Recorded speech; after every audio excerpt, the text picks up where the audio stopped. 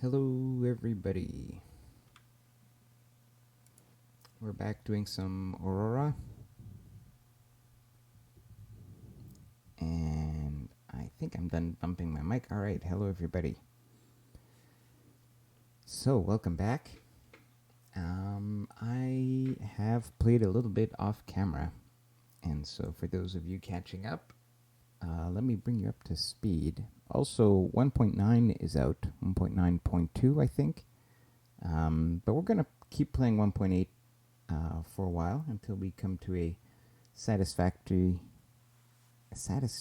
conclusion in this campaign.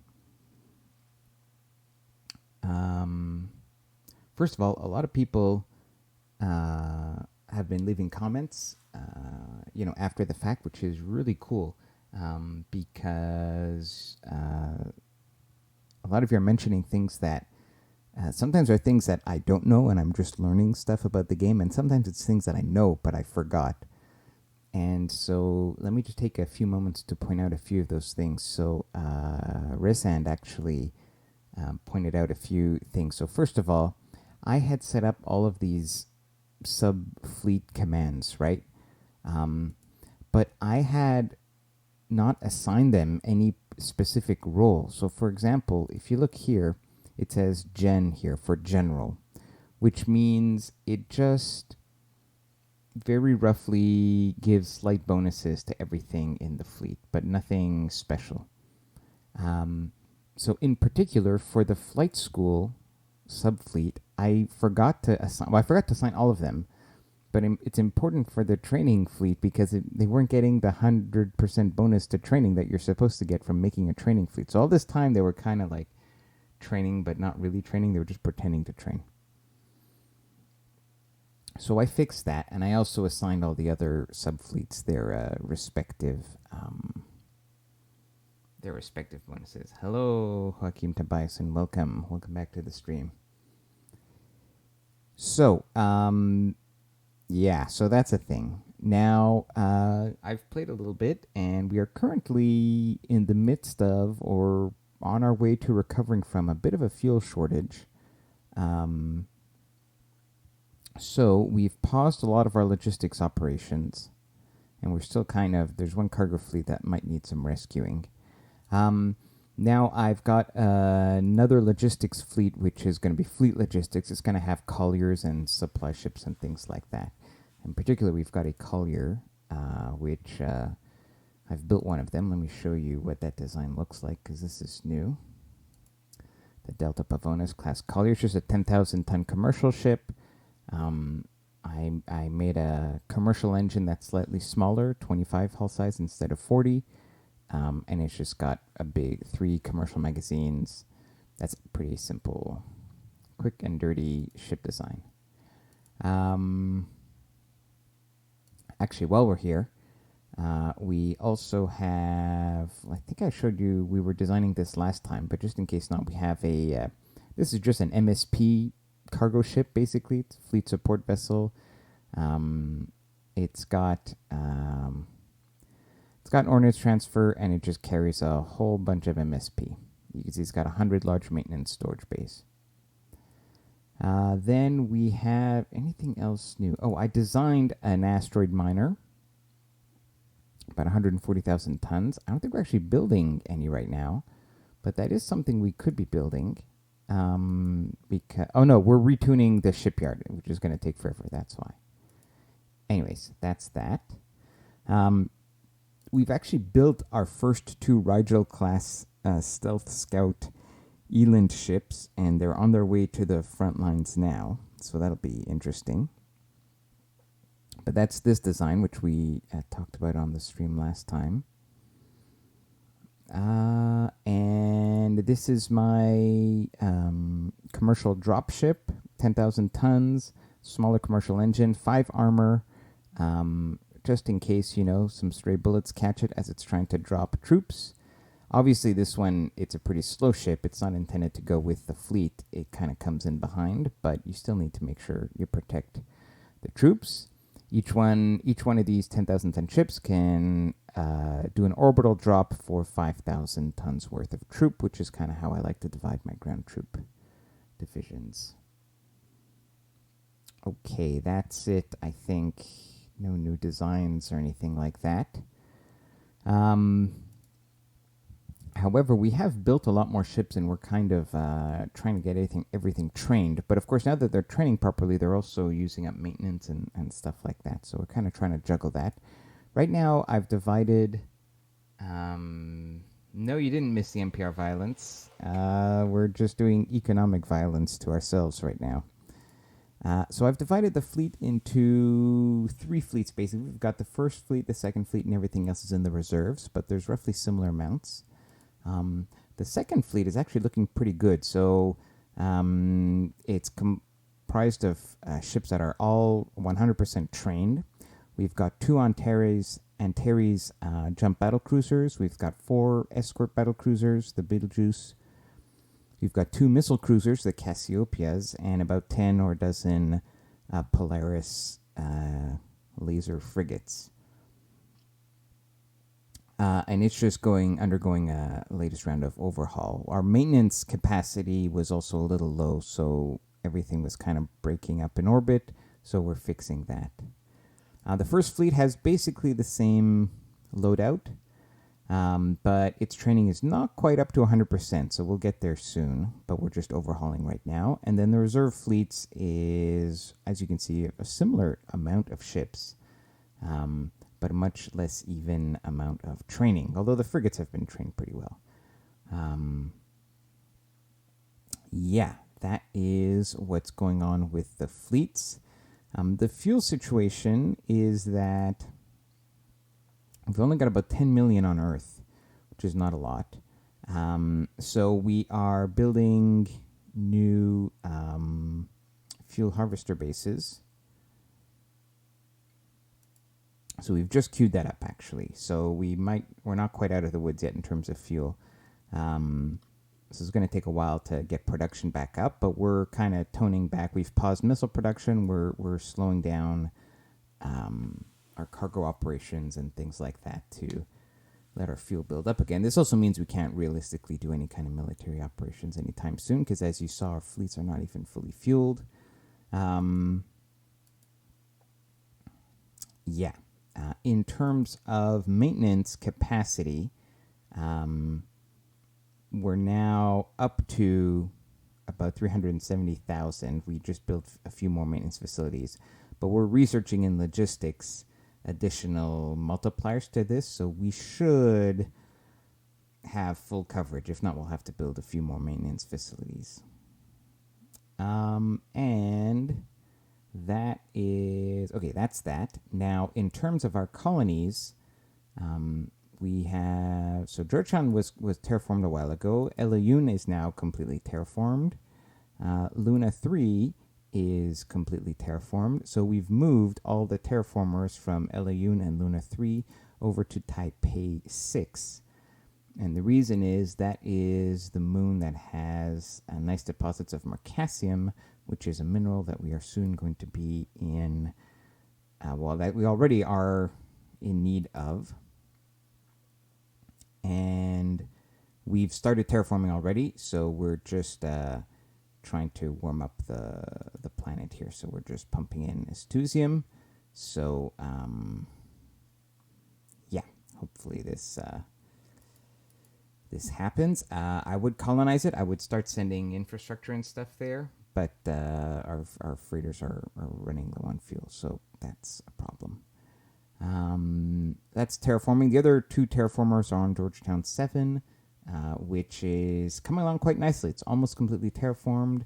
We just need to fix the temperature, so we're just topping off a bit more astusium. We're almost there. It's minus 28.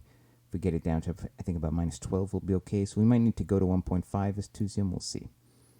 In which case, we might need to add a bit more oxygen, but we're pretty close here. And this is an important source of thorium, especially for this system, but also titanium. Now, I've been shipping off mines from Earth to other colonies because we've got some, we're running into mineral, not quite shortages, but expected shortages. As you can see here, our stockpile of duranium is running low. And in particular, we're using up a lot more than we're producing because although we have some left on Earth, the accessibility is now pretty low. And the same is true for mercasium, but we also anticipate problems with uridium and gallicite. Oh, excuse me for that yawn. Okay. So what we have done is, all right, Luna has titanium and bornite, but we're not really short those, so we haven't put mines there. Callisto has thorium, so we actually have shipped some mines here. There are 200 mines on Callisto because we need solid thorium to feed the fuel refineries on Earth, which are not going. But that's because we needed the thorium because we were building missiles. I think it would be appropriate to chew through some of our solid thorium stockpile here, these 2,000, to produce a bunch of fuel because we kind of need that more than we need, missiles right now. Plus, with these 200 thorium mines going, that'll send some thorium our way, so we should be better. On Europa, which is owned by Morris Company, we have a nice uranium mine set up, and we also have sent over some of our mines. So there's about 276 mines total. And so we're producing stuff. We've got a stockpile. We've got a mass driver. We're shooting it at Earth. That's good. And we've also shipped over some mines to Elayun, although there's only a few of them that have arrived.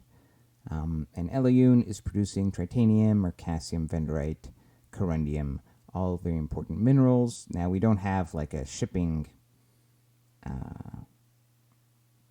route set up yet to bring the minerals back to Earth, but eventually we will.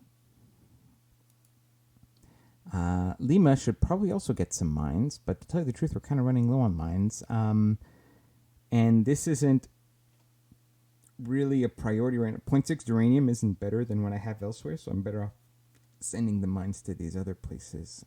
The next priority will probably be Taipei here for the better accessibility mercasium. Okay, so in terms of industry on Earth, right now I want to get the fuel harvesters, but it's going to be fuel harvesters and mines basically for a while.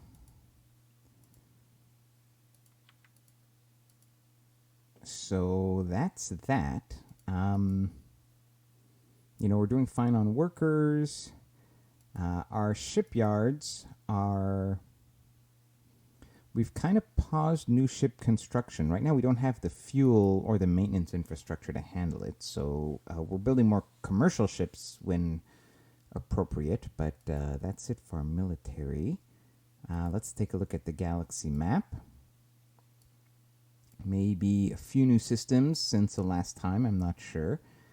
So out to the east from Banjul, we get Port of Spain. And then from Port of Spain, we've discovered the Moscow system, which has a few more unexplored jump points. So this branch will keep growing.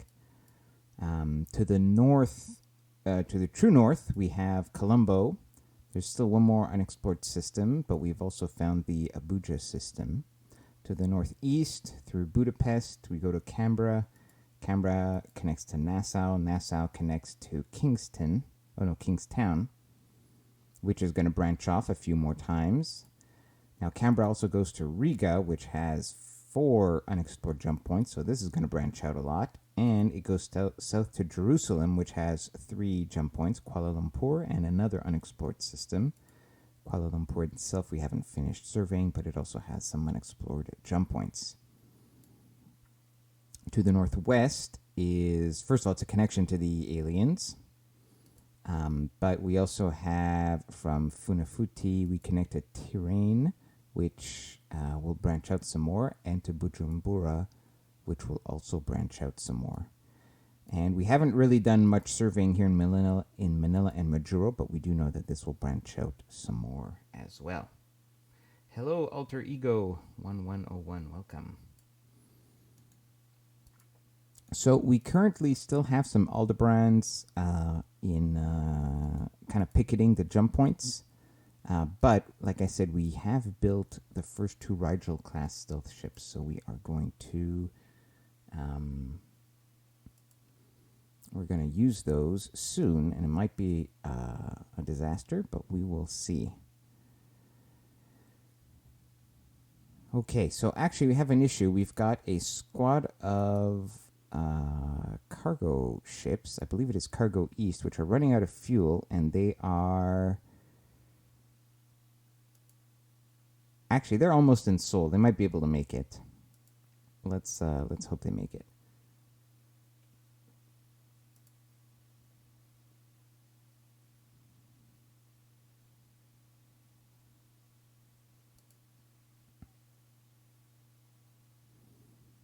Most of my messages, by the way, is just like...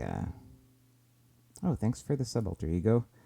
Most of the messages here are just like low fuel, overhaul, complete, stuff like that. But it looks like we did build a Cassiopeia. Now, I'm pausing most ship construction, but I'm going to keep making the missile cruisers and maybe a couple more battle cruisers. I'm definitely going to pause with the frigates for now. So let's just assign the new Cassiopeia to the reserves, and the reserves are gonna do training, but they're just doing overhaul right now. So I'm gonna wait for the overhaul to be finished, and then we'll send them back to training. So let's just pop it in there, and actually these guys can pop in here too. I don't know why I had them separate. Okay. Good.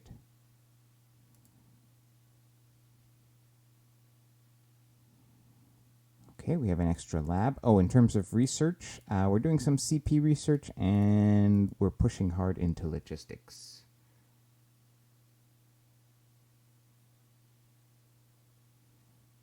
Well, I'm glad to hear that. Actually, if my channel's being recommended by the algorithm, that either means I'm doing something right or nobody at all is playing this game, and so it's recommending me. But that's cool. I'm glad you found the channel. Yeah, I mean, look, I would honestly suggest like play back the stream videos at like 2x speed, and just like slow down or pause when there's something interesting that happens. Like that's how I would watch it if I were watching myself, because I'm not like editing or condensing this into a let's play where it's all like dense and interesting information. I hope most of the time it's interesting information.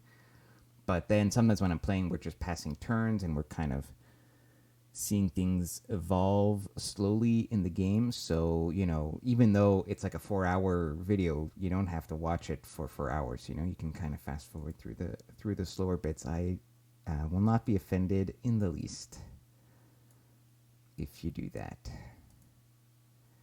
Okay. So let's actually count up the I'm clicking buttons for no reason. The cruisers here that we have. So that was our 13th Beetlejuice cruiser. So we've got 14 and 15 queued up. Why don't we queue up one more to get 16 total in our order of battle? So let's do that here. Let's queue up one more Beetlejuice battle cruiser. And then in terms of the Antares, we have 6, 7, and let's queue up an 8th one. And then we can kind of chill with that amount. Good.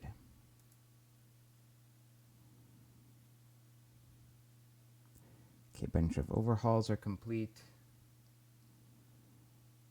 Oh, there actually come the Beetlejuices 14 and 15. So actually, we're gonna do now is let's take a look at the reserve fleet, and let's take all the ships that are out of overhaul, and the tanker too, and let's start these guys training. So let's detach this and put this fleet into flight school. There you go.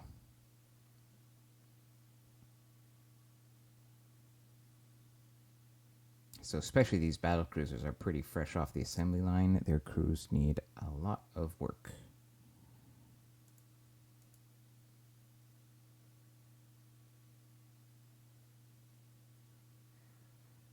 Good point. This actually is the Sol system that we're looking at right now. I think I have.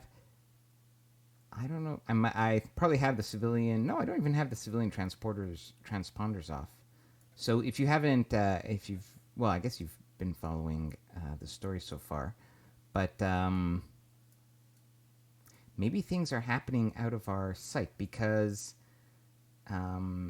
yeah, these are the civilian colony ships. They're going in through the Lagrange point, which is fantastic. They're jumping in to through into Venus to get into the inner system, and yeah, that's happening. But right now, all my logistics fleets are kind of parked because I've run out of fuel. I don't even have enough to fuel my military ships. Not that I'm going to use my military ships, but yeah, you can see fuel reserves are at 0. So yeah, and actually, how far out are our next fuel runs? Let's take a look. Tankers fuel run. Oh, it's like still going to be refueled. Okay, and this one is on its way back. Okay, so we're going to get a bit more fuel coming in. But yeah, we're doing. It's pretty rough in terms of our fuel situation. Okay, Cargo East made it back, which is great news. Oh, it is also the reason why our fuel is empty because we just refueled Cargo East. Yeah, mostly refueled it. That explains that. Okay.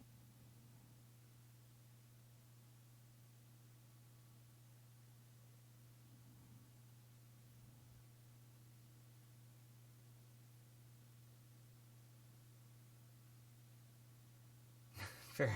You are right, Alter Ego. That is true. I don't because the thing is, so I've got several monitors set up here, and I've got the events on another monitor because currently it's a little. We can try. I'm going to try to keep the events on the main page on the main screen here. We'll see if I can get that to work comfortably. It's just annoying because the window goes to the back and stuff like that, and I like to see all of them. Actually, maybe. No, yeah, let's try this because this is what's actually going on in the game, right? And this is what I'm looking at when I'm making my decisions. So let's at least do that. So these are the tankers that didn't quite top off, but we're out of fuel right now, so we'll have to wait a little bit. We built the Cassiopeia, so let's. Here, I'm just gonna put this here so I can click the window easily. Let's move the Cassiopeia into Reserve Fleet 2, which is training. Do I have any fuel at Earth? A tiny bit, and it won't be enough. All right, good enough.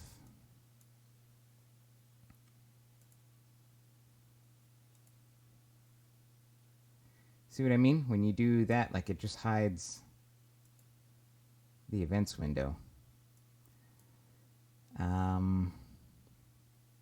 New system discovered.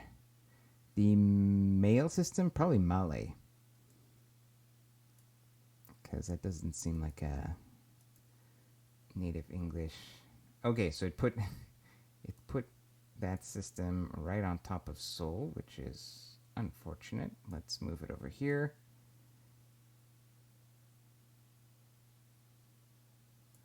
Looks good. Really?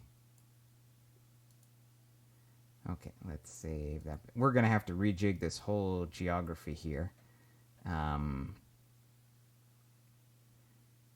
You know, I think what we're going to do is we're going to transform the east branch into the south branch because we need to bend this out of the way so that we have room for all these, for this whole chain of systems.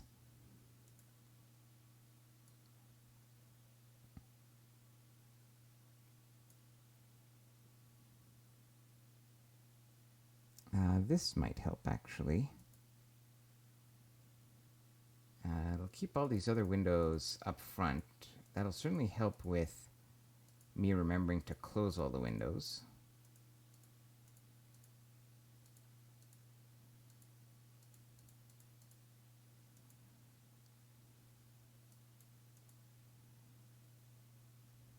Yeah, okay. This could work as a system. It'll always kind of pop up in the front. It might be a lot of blinking for you guys, but we'll see.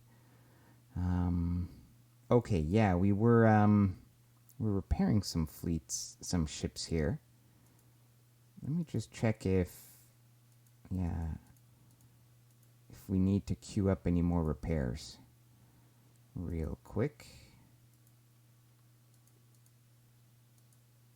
Yep. Good.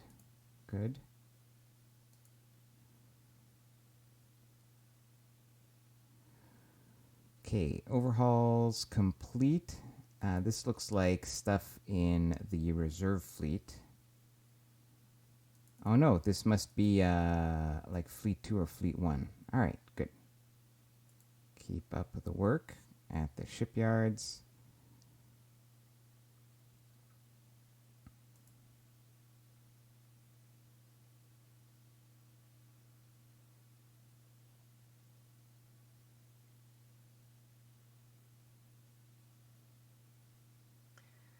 Oh no, coffee. How did coffee get into the motherboard? That's that seems like bad case design. Um, unless you like shot the coffee at it sideways and it got in through the fan holes or something. It seems seems pretty bad.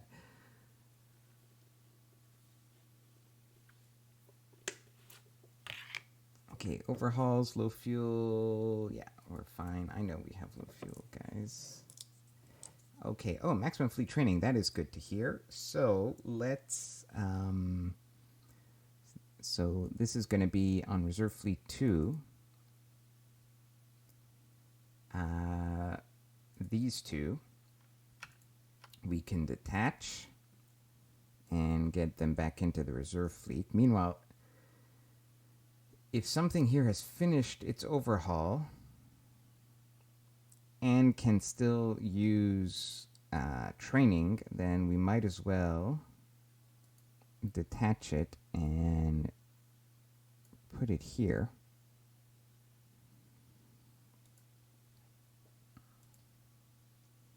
And I think we need to queue up a bit more repairs.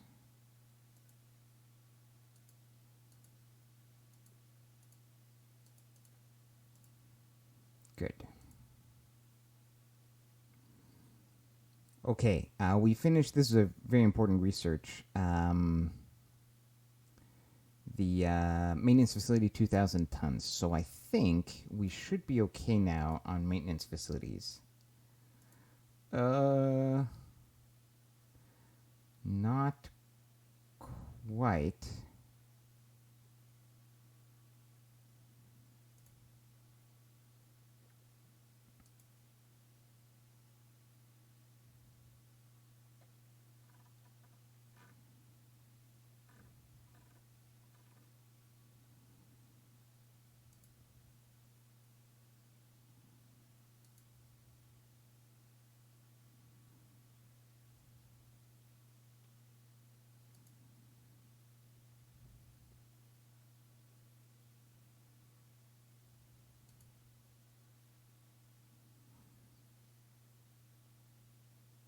So the reserve fleet 2 is 100,000 tons. Fleet 1 is 164. Fleet 2 is about 106, 170, and this is 137. So in total, that's actually, I think we're good for maintenance, right? If I add all, I mean, there's a bit of extra, but 137 plus 164, that's like 300, and then another 177 plus another, oh no, 300. So we're short because we've only got 460. We need to be at 600,000. So we actually need more. We need more maintenance facilities, which I can't. I need to build fuel harvesting bases right now. So we're gonna. I mean, we will build more eventually, but what we're also going to do is we're gonna keep pushing this multiplier here. This will, right now we're at 2,000. That will give us another like 25% boost. So that'll get us most of the way there. And this will take April 54. It's February 53, year and a half. Yeah. So this is the solution right now.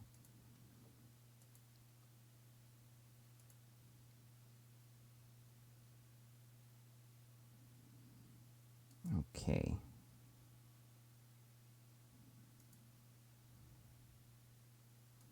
That Beetlejuice 12, yeah, it was doing an overhaul, but it was a pretty new ship, so it didn't have much to overhaul, but it does need training. So let's detach and get you into the training fleet. Good.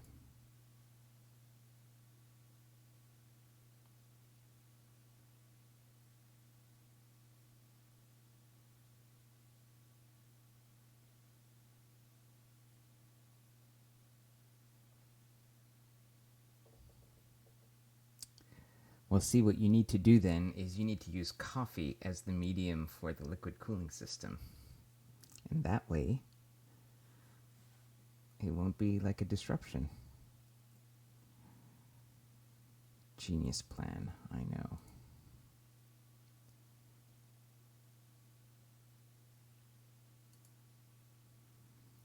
Okay, the second fleet here, it's actually the first fleet that I'm paying attention to, because the second fleet, once it finishes its maintenance, it's all trained. So if anything, I'm going to deploy it. But the first fleet, once it's finished its overhaul, I want to set it back to training. Because as you can see, it's very close to 100% training. And it is getting some passive training, just because there are crew modifiers, right? There's some training modifier here. But yeah, I'd really like to top off this... top this off at 100, so we're almost done with that.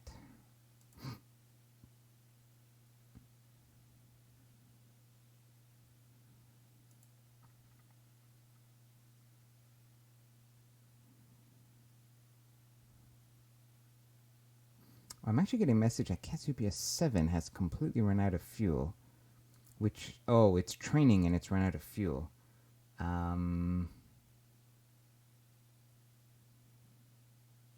Because the tank, yeah, there's not even the tanker has kind of run out of fuel here. All right, what is the fuel situation on Earth? We've got a bit of fuel. Let's have you, this fleet, quickly step out of training, because I won't be able to give it the order. Let's have you just go to Earth and refuel. This will also refuel the tanker. It'll take all the fuel that's on Earth, but then the training fleet can just kind of operate for a while with the fuel from the tanker, and it will stop bothering me. Okay, we have built an Antares battle cruiser. Let's actually put that in here as well. And good. Fleet 2, it says it's completed, but it's still refueling. Let's give it another 5-day increment for the tanker to finish, to get a bit more fuel.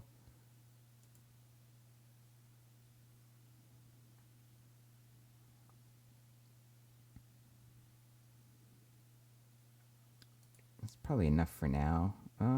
Oh, it just didn't. Huh, interesting. Well, look, that's good enough, honestly. Back to training for you guys. Oh, here we've got a few ships. Yeah, see all these 92. The 16, 17, and 18 are almost trained. Let's get them into this fleet. Excellent.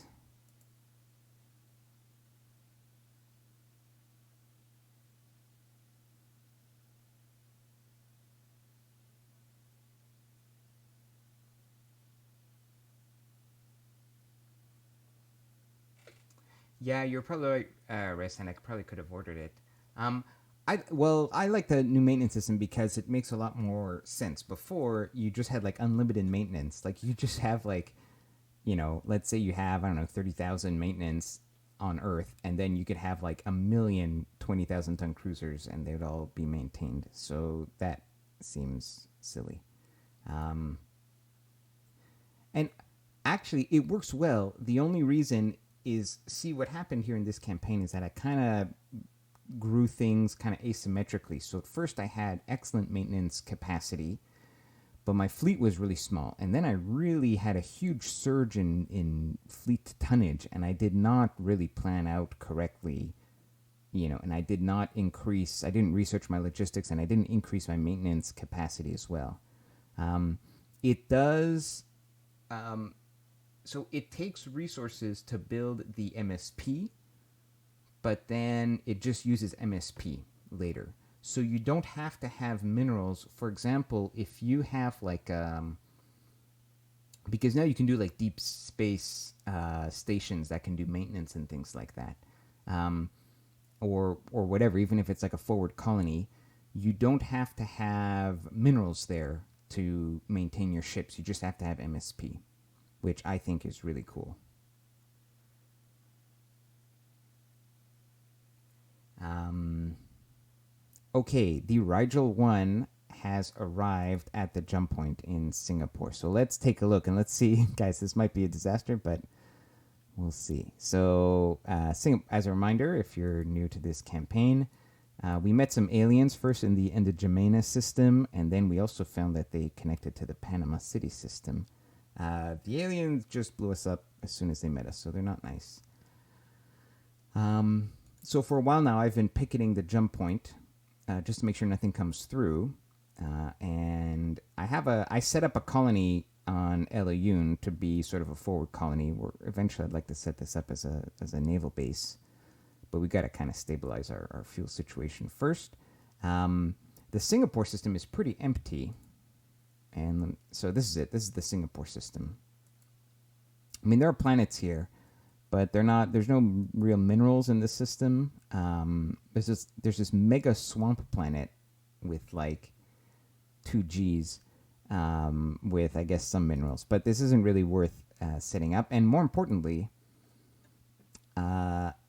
like the distance from the Elayun jump point to the Endogena jump point is only about 2 billion kilometers, but setting up the base in the inner Singapore system would be like 5 billion kilometers to Endogena. And if we look in Elayun's a pretty compact system, and from Elayun, which is where I intend to have a base, to Singapore, it's like 1 billion, maybe 2. So the total distance, if we have a base in Elayun, to go to N'Djamena is less than if we were headquartered in the center of Singapore. Anyways, we've been picketing here for a while, and now what we are going to do... Oh, geez, it took so much fuel to get here. I should really... Okay, what we're going to do first is actually refuel before we go in. But that's okay, because we could head back to Elayun. Oop, yes, I meant to jump. And we can refuel here, because we got some fuel harvesters set up. Refuel. We had to make compromises on this stealth Elint ship design, and one of the compromises was fuel capacity.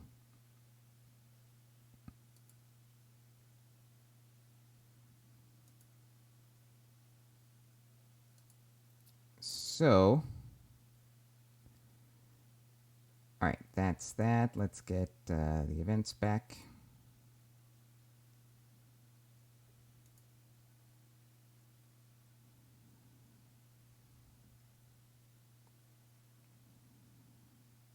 Let me see if I could just, if I have a little bit of fuel on Earth. Oh, we got so little.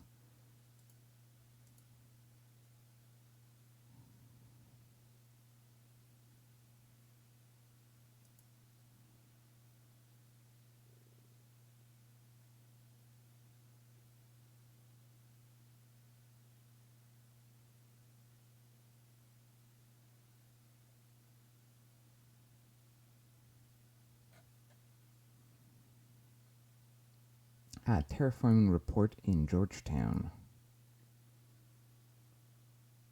Did we do it? So close. Okay, we're really close. Minus 19 degrees. We need to get up to about minus 12. I think, yeah, 1.5, 0.2 ATM of oxygen is still going to be enough. It would be, yeah, we'll be fine. So let's bring this up to 1.5 ATM.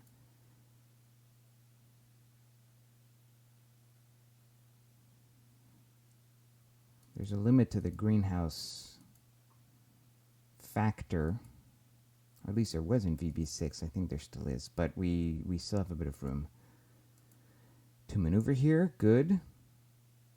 Let's just take a look at the first fleet here. Almost. This overhaul there is almost done. Oh, the Cassiopeia 4 was in rough shape.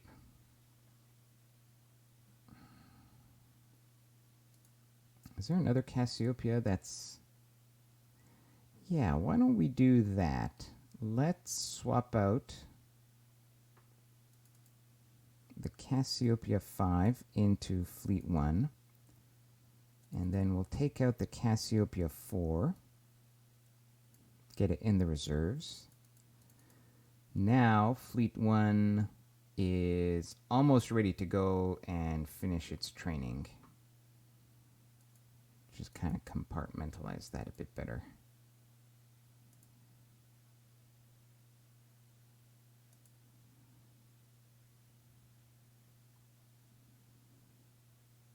Okay, we're building a bunch of drop ships. Now this is just civilian. These are just civilian ships, so I don't mind building quite a number of them, and just having them chill for a while.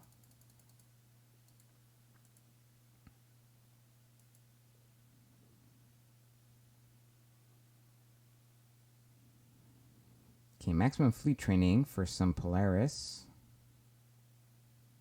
cruisers. Okay. So first of all, let's take these guys, put them back in the reserves. It was these three.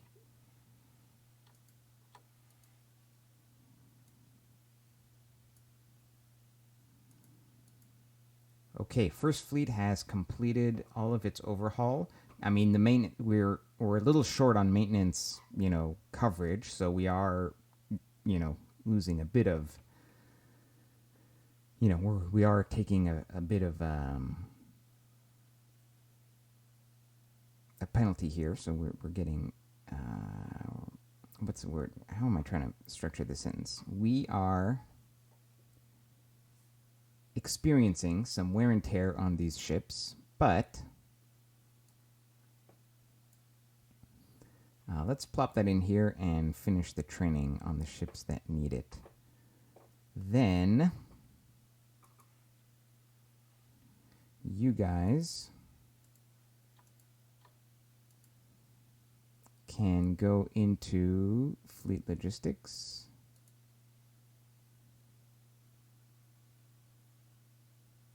No, ground. I have ground assets here. Drop ships. And then this one can go into fleet logistics here. I'm just going to park it. I really just needed one of those ships to carry MSP to like my forward base when we set that up. So good.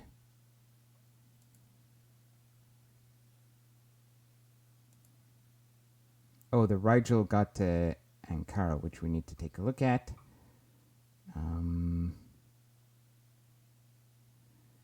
Yeah.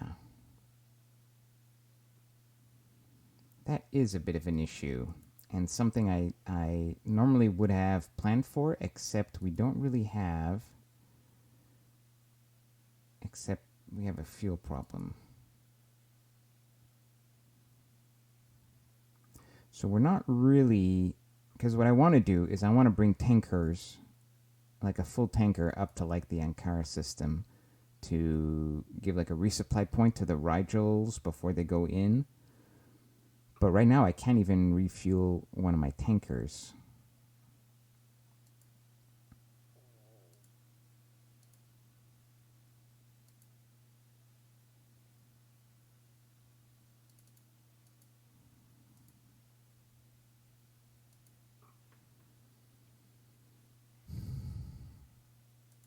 All right, we'll just have to be patient.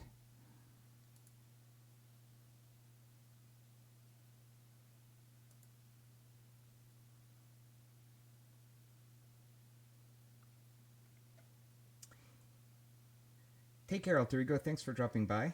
Hope you hope to catch you later.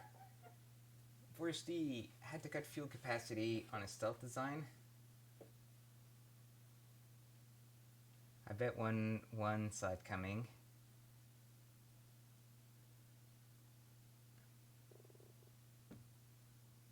Well, we were really trying to cram a lot of stuff into that system, into that ship design. All right, we should take a look at the Aldebaran 8, see what it's up to.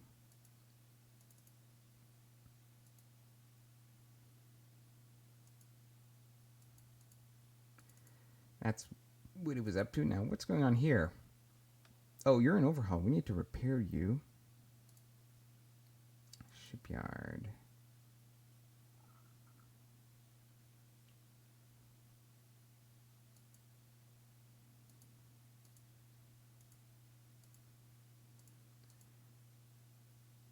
Good.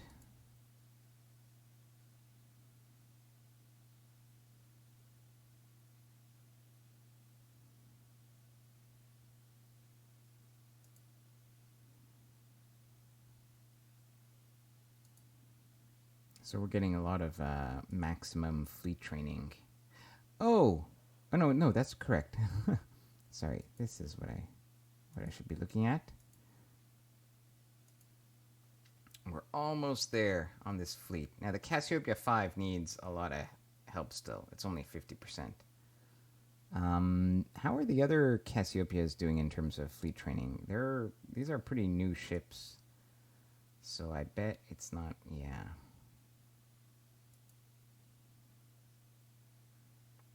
Oh, this one's doing well. It just needs a bit, needs to finish its overhaul. Okay. We have basically 2 operational fleets, which is pretty cool.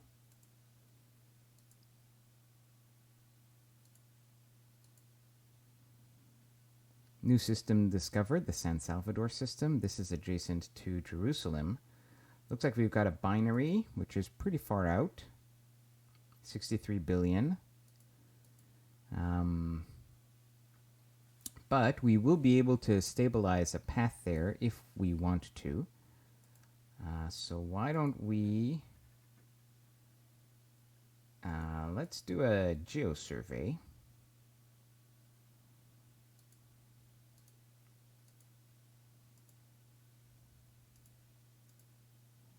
And see what's interesting here.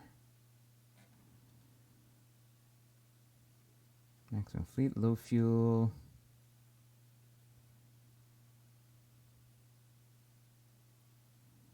Oh, this must be the training fleets that are low on fuel. Yeah.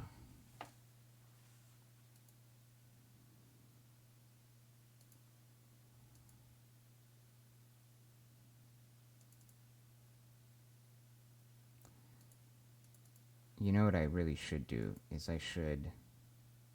Oh, they're like all trained. Okay. So we are gonna have you guys chill out then. You guys go back into patrol. Now what we're gonna do is we're just gonna selectively put the Cassiopeia 5 and the Polaris 15 in there. You're all trained.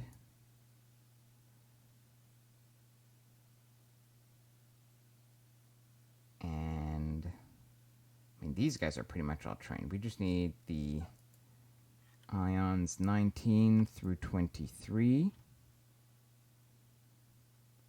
and 28. Oh, you can't do that kind of selection. All right.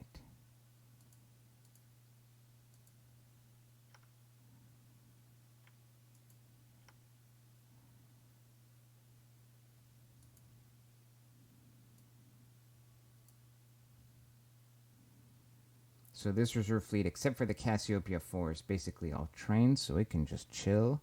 And how are we doing here in terms of training? Yeah, these guys need some work. Okay, that makes sense. This is better.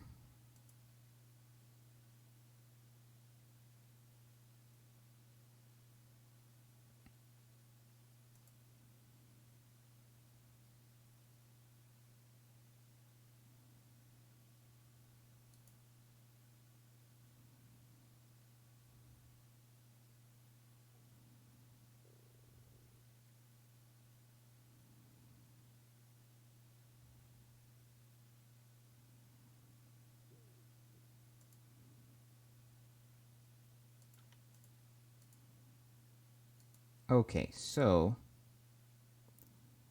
the Rigel, which is here, has 84% fuel, and it is commanded by Christopher Carey, and it is we're about to transit into the N'Djamena system, and we haven't been here in years. So I'm very curious to see how this is going to go. Let's just do a 5-second increment to see if we just get blown up right away.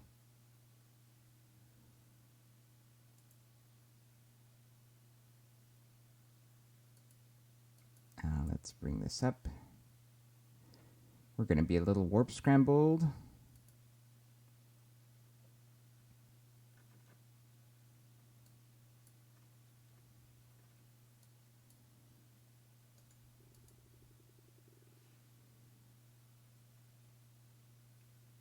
Here, let's give it like 5 minutes.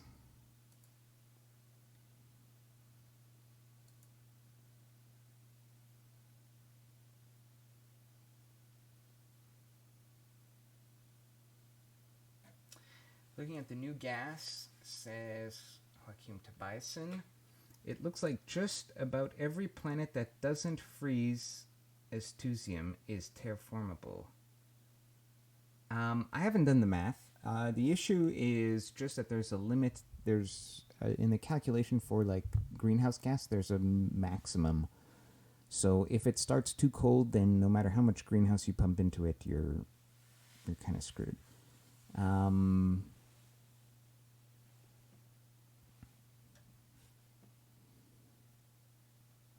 And I don't know what that, like I actually haven't thought about that, so that'd be an interesting thing to know. Okay, here's our ship.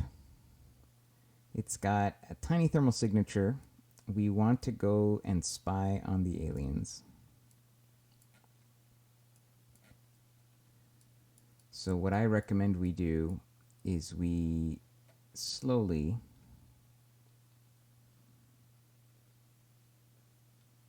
head on over to like, okay, where are the other jump points? And we don't even know where the other jump points are in the system, which is, so we don't know where their traffic is going to be coming in and out of. Let's create a waypoint here, which is a random.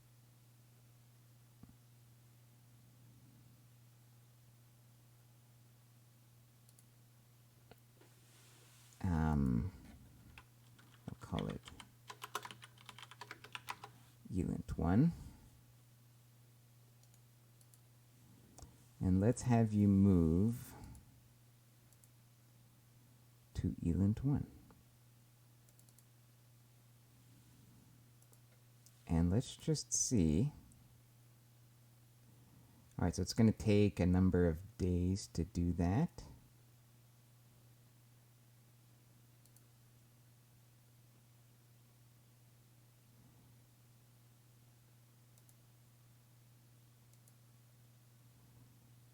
Meanwhile, we can deal with other things. Okay, what's going on here? Maximum fleet training. Okay, let's take a look at this. We don't want to use any more fuel than we have to. Yeah, these guys have all been trained. 15 through to 23. Detach.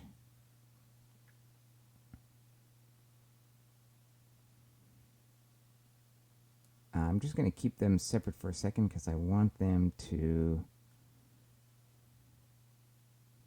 What we're going to do is I'm going to make like a low fuel...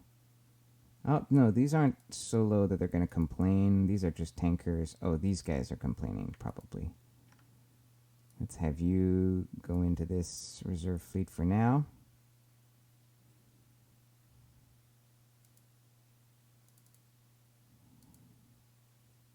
Oh, I didn't do that right. It should be from here.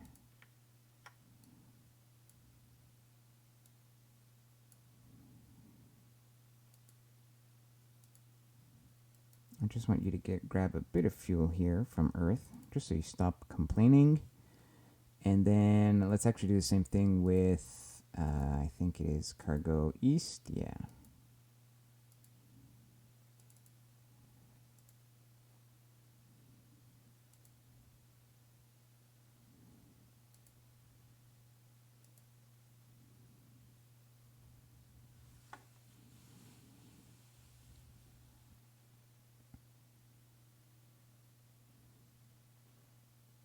Okay, looks like we refueled these guys. Excellent.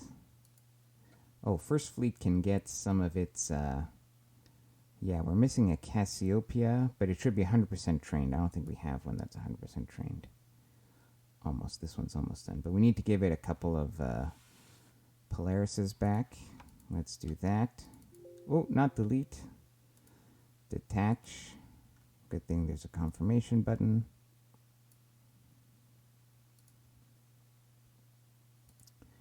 All right, we now have 2 fleets basically ready to go, except for, there's no fuel and ammo, but, like in principle, they're trained. Now these guys are just out of fuel, so let's actually see if we can't refuel and keep training here.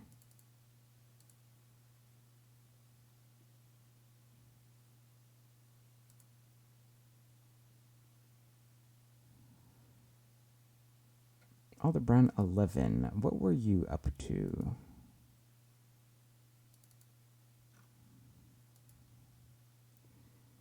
You don't need... Yeah, this standing order wasn't quite working. You need to just basically refuel and resupply. Oh, it's in overhaul. All right, well then just chill for a bit. Okay.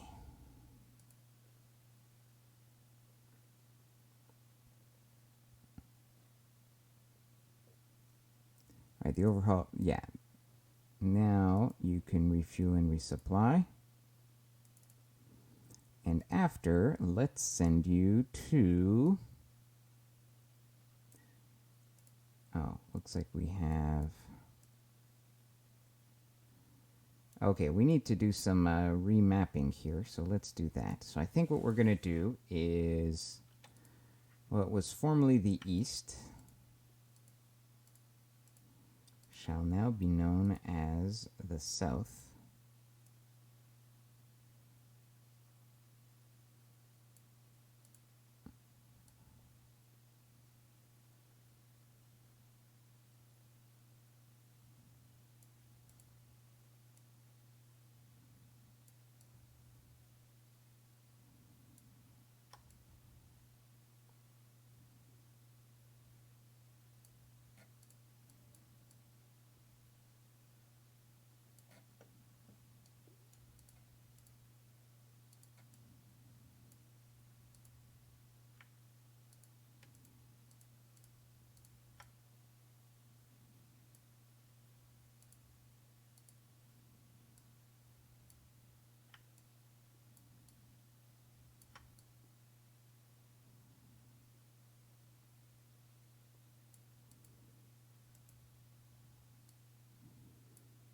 And this will give us room here.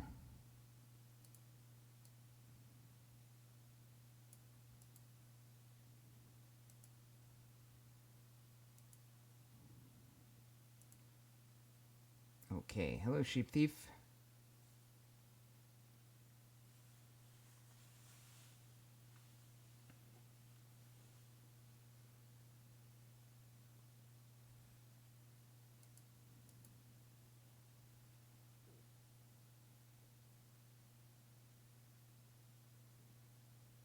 What's the button combo to move the node you're selecting instead of moving everything around that node?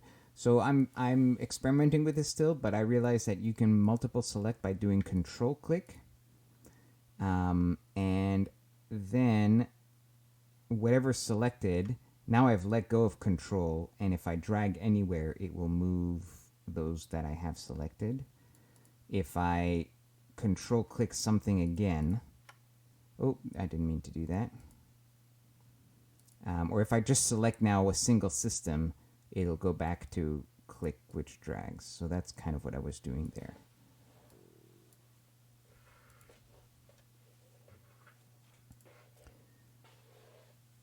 Okay, I think we handled all the fuel issues, except for this Rigel 2 out here. But you're just going to have to chill.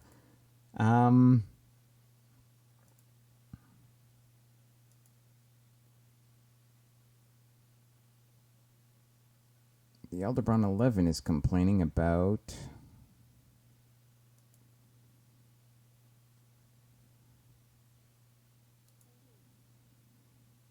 I don't know what it's complaining about. The Cassiopeia 4 is an important ship because it's almost fully trained.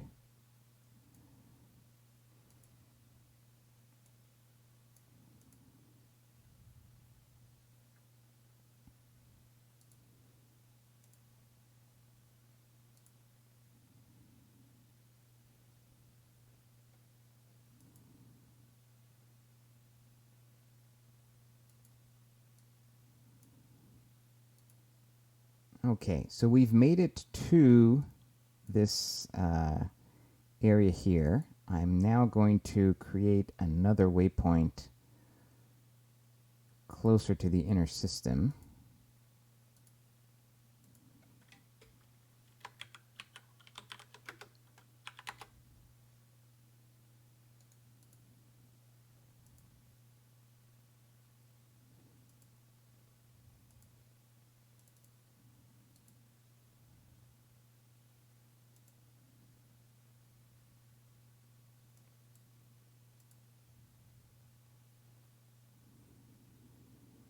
Orders complete, overhaul, yeah. Okay, wait, overhaul 10. On the survey 10.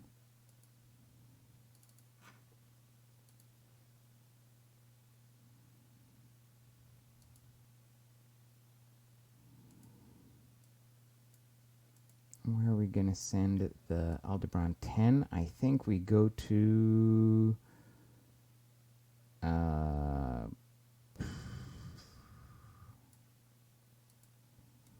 do Riga.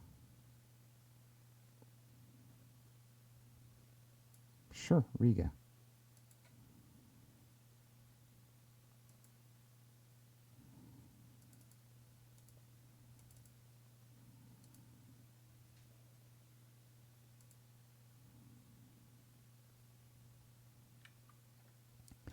All right, we've built 2 new Rigels. I'm going to send one of them to be the new picket on the Endajama jump point. So let's do that. Let's first of all detach this, get you in patrol stealth,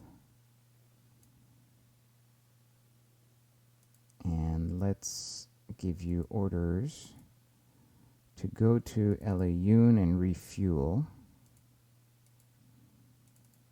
Do that first, and then jump here and just move there. Meanwhile, we made it here and still aren't picking up anything.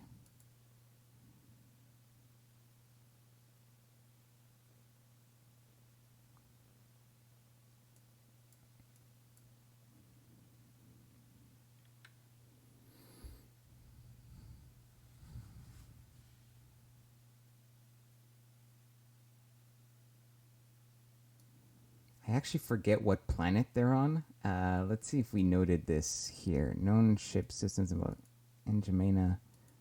Oh, I never detected it. Okay. Oh, incidentally, I need to set them as hostile because they're certainly hostile to me.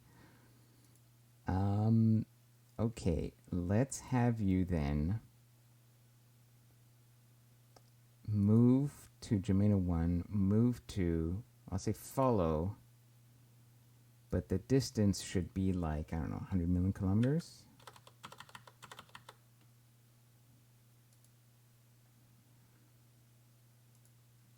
And we can close in gradually after that.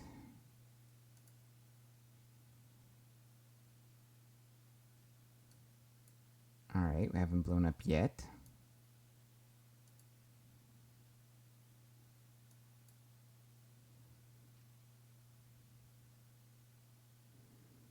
Got one ship that's completed its training here.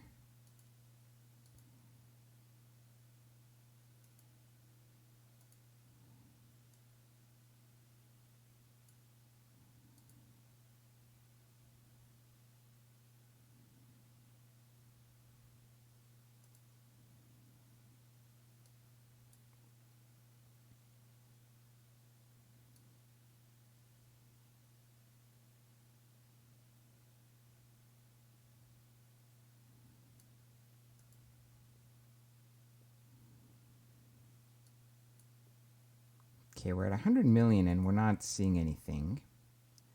Let's close the distance. I think this was the correct planet.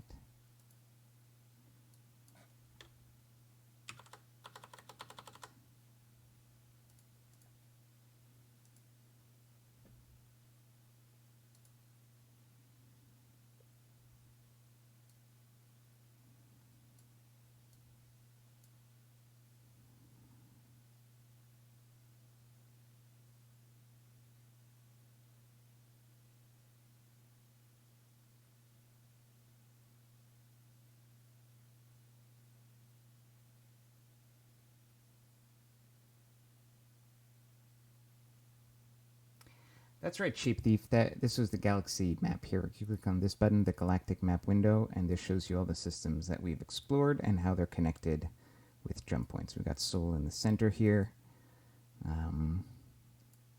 Yeah.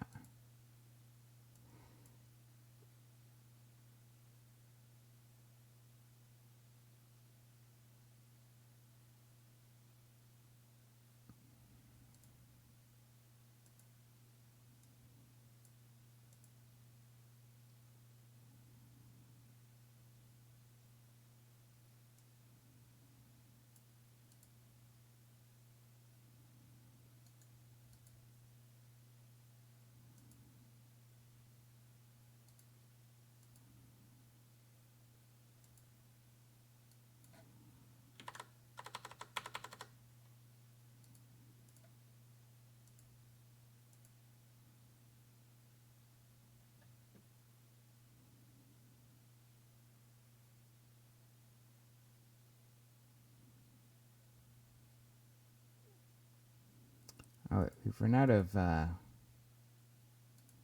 thorium on Earth, so we can't make fuel there anymore.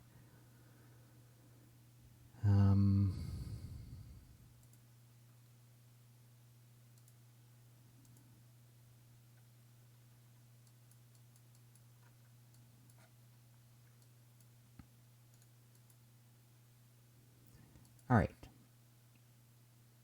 Now this ship,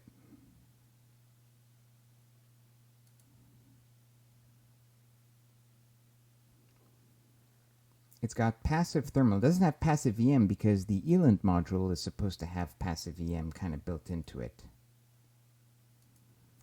Now it's saying it can detect 1,000 signature strength at 20 million. I mean, I guess let's go to 20 million, but that colony is going to have a much better, like,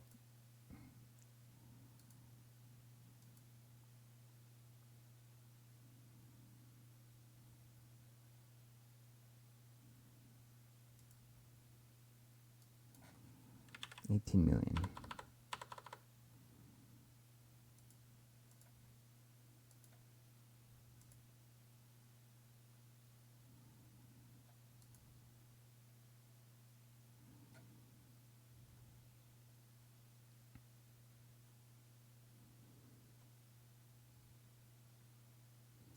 Well, all right, look, I'm not seeing anything on the first planet. Maybe I'm misremembering which planet it is. So what we're going to do is we're going to remove this. We're going to go here.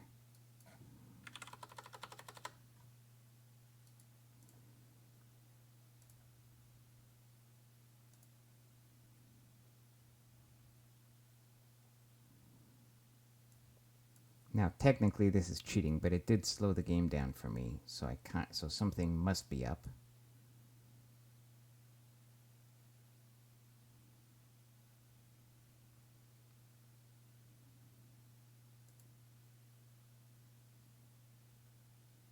Okay, we found them.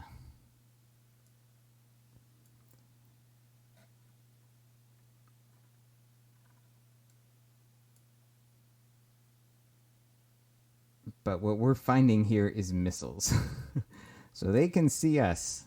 All right, first of all,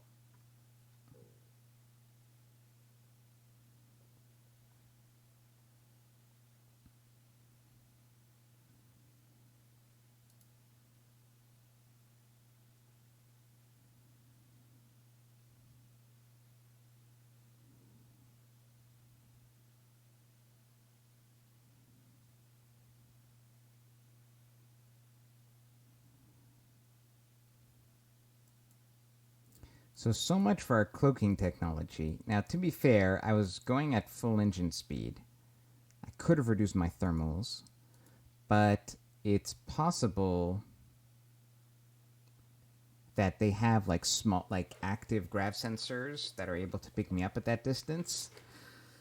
So what this tells me is that this design is useless because I'm not able to like detect anything before it detects me, which was kind of the whole point.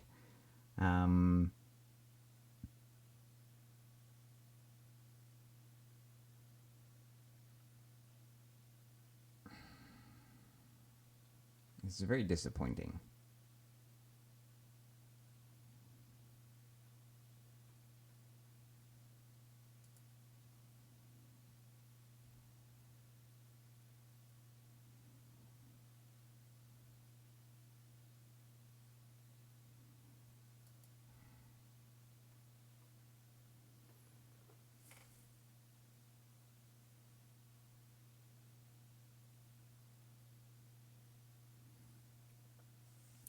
So I guess, I mean, it's disappointing, but maybe we're just very close, but not quite there, because we were orbiting around Gemina 1 for a long time.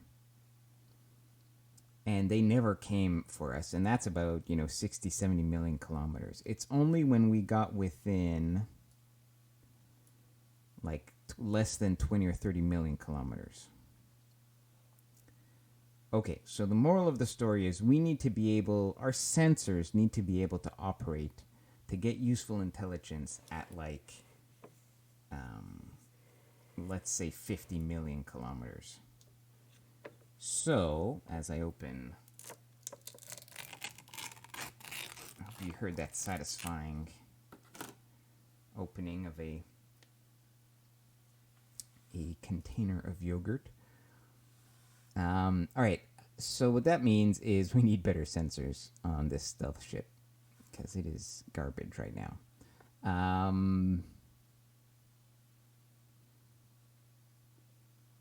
Now those contacts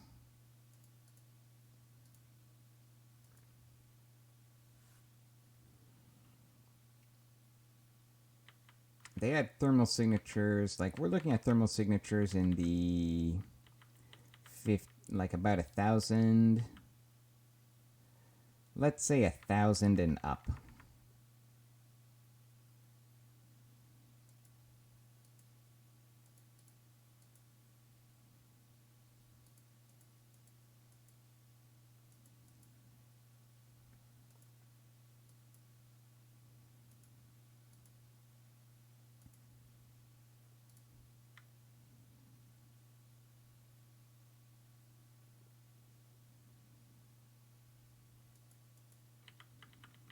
So we need like a size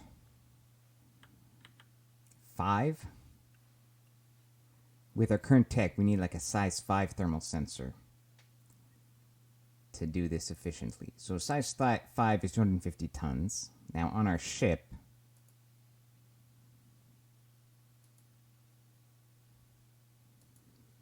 like that's what our ELINT module is, and we've got a tiny thermal sensor.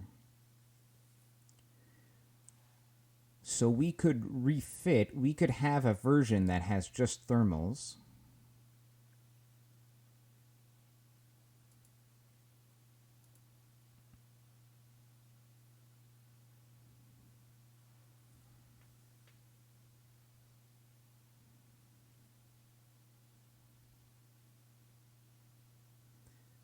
Maybe we do that.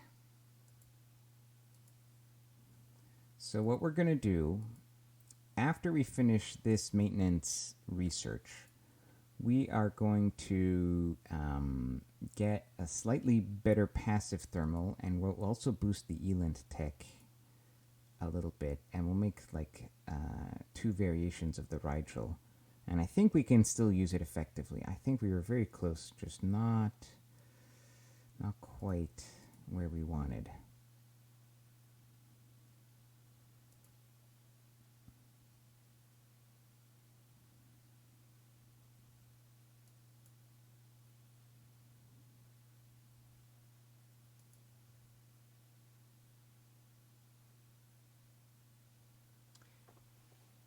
Yeah, Raisin, I'm thinking something like that. But the ELINT wasn't powerful enough either.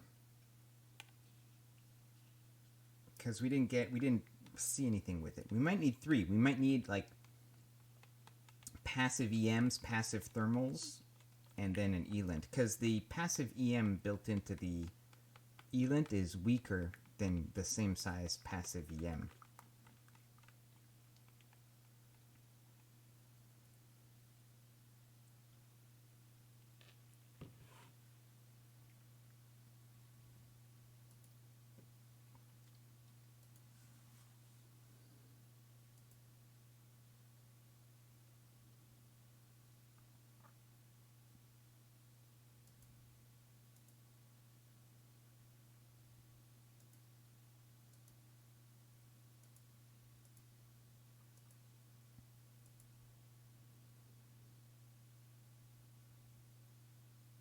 Found some alien ruins, which is nice.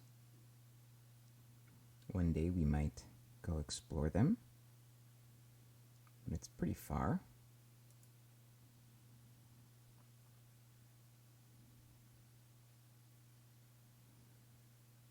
Okay, the Cassiopeia 4 has reached maximum fleet training. Excellent. So it can be reintegrated into Fleet 1. Oh, but it's broken.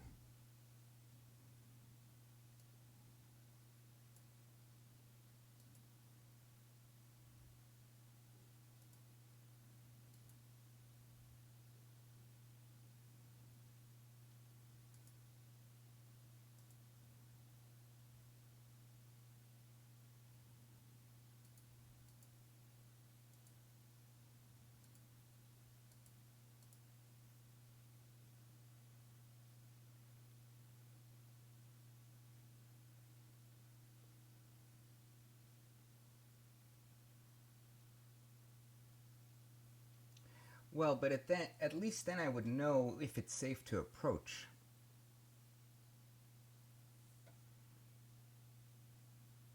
So Eland stacks, I don't have the hull space, yeah, but I can't. So right now, what we've determined is that this current ship, with its current size and profile and cloaking, can kind of safely approach within maybe 40 million kilometers.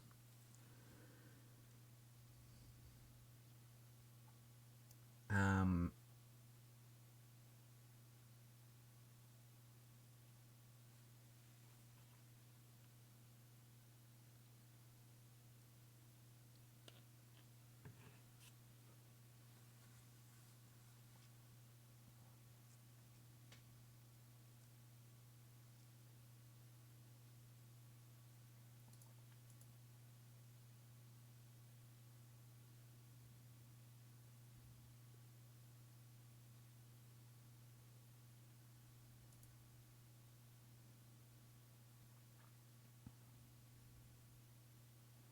okay, Grav survey of terrain has been complete. Where is that?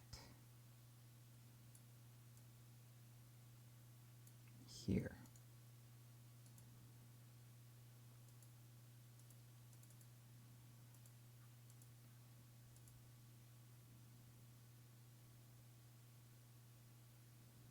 Okay, we've built the latest Cassiopeia. I'm kind of thinking we're going to need more missile cruisers, guys. I know I want to cut back on military ship production, but truth is, I got a Beetlejuice and a whatever. We'll let them operate for a while.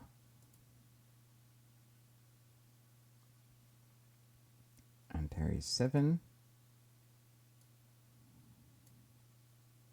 Start training.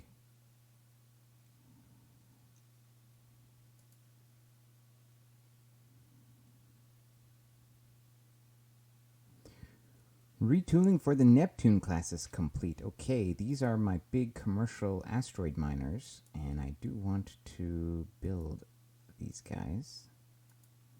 In fact, we're going to add a slipway.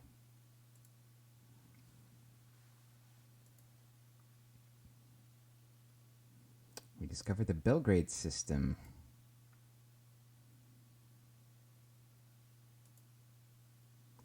Which looks like either binary or something with a massive star out there. Yeah, it's a binary. It's a trinary. Unfortunately,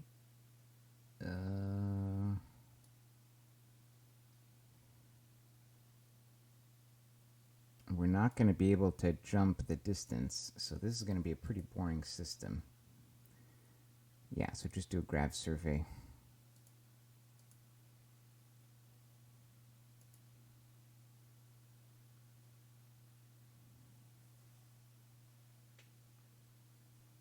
Watch the scout ship do its little survey. Okay. Low fuel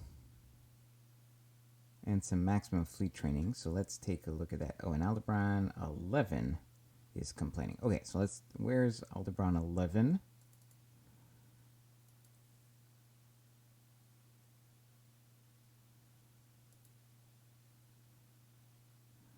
What is this sequence of orders? Okay.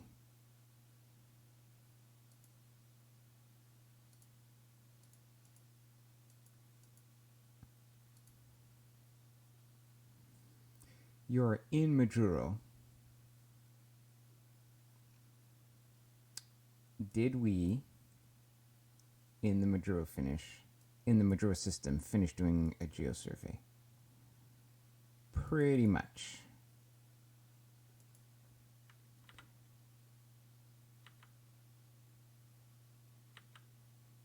Alright, there's some half-decent planets here. Great gas giant.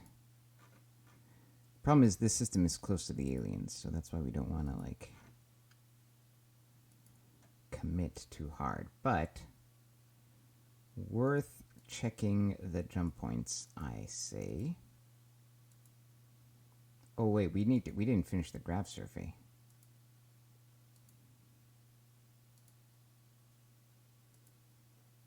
Let's do that. Now, let's check this. Okay, so this is the fleet here that we need to tweak. So we finished training on... Well, let's actually just have these guys refuel real quick.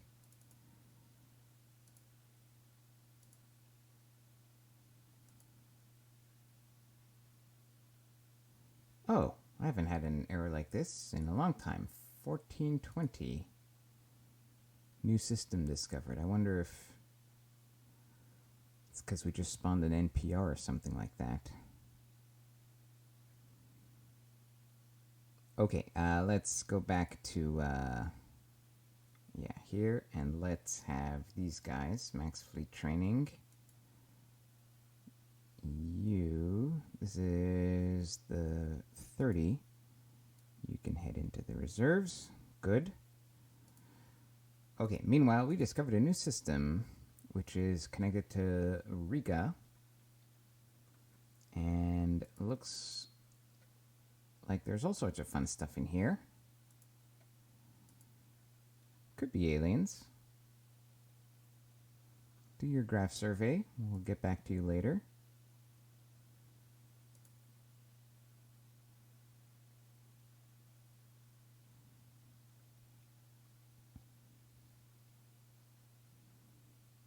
Aldebaran 5. Let's see what you're up to.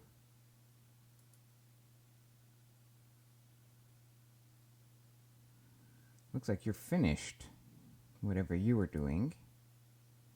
Did we do a graph survey in the Malay system? No, we didn't.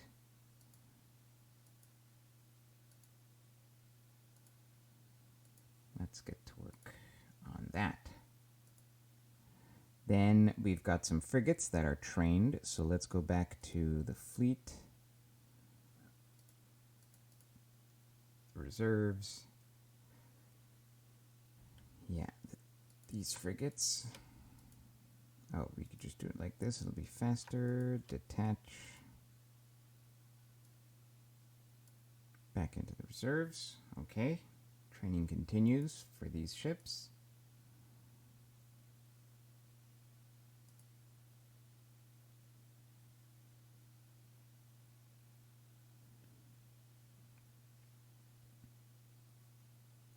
Cassiopeia has finished training. That's good.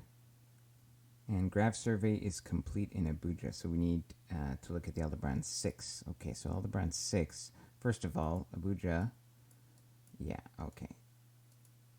We finished all the surveys here. Maintenance is okay.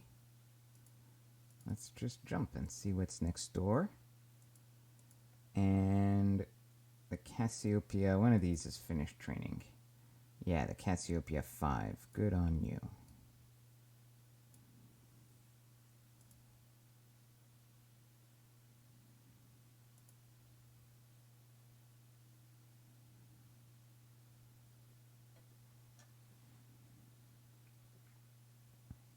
The Beetlejuice 12. Finished training. Good.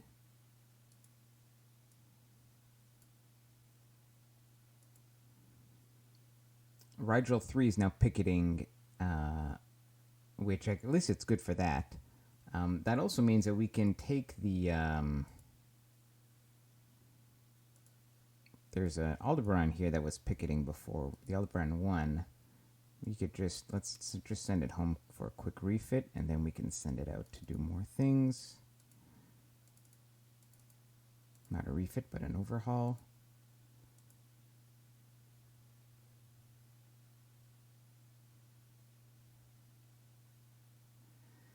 Okay, we finished that was a pretty big research. It was 16,000 RP.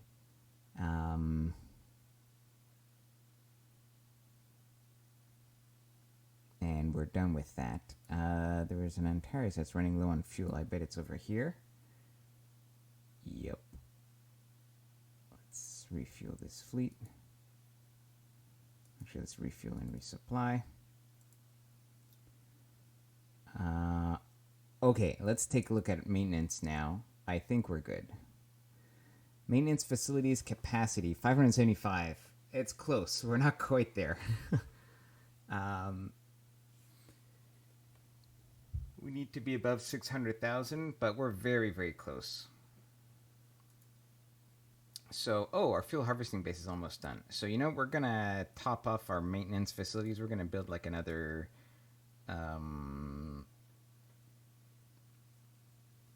let's build another 20.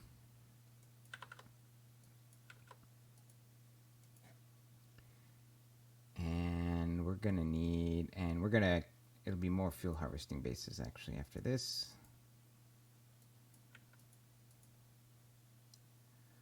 Let's queue that up. Okay, what have you guys been saying? Alright. If the target can be detected by the ELINT modules built in EM sensors, intelligence can be gathered. Right.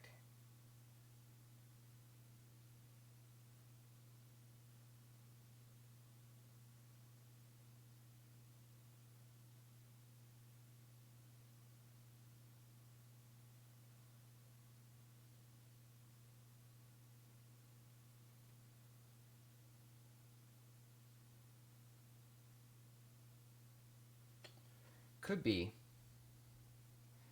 In this case, I just can't stack the ELINT just because I don't have space on this ship, so it's a bit of a moot point. But it could be that is how it works. Okay, so we need to boost our sensor tech a little bit. So let's boost passive thermals, because we said we were going to do that.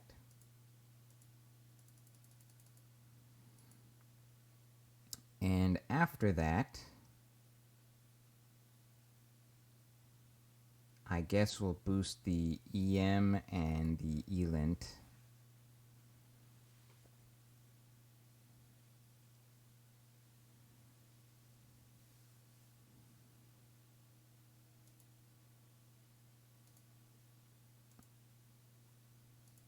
All right, let's queue that.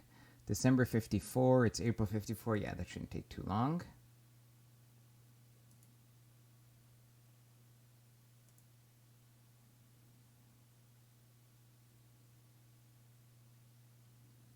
Right, okay, fuel harvesting base is done. Let's check the Sorium situation. I'm pretty sure we're still going to send it to Colombo. But just for fun...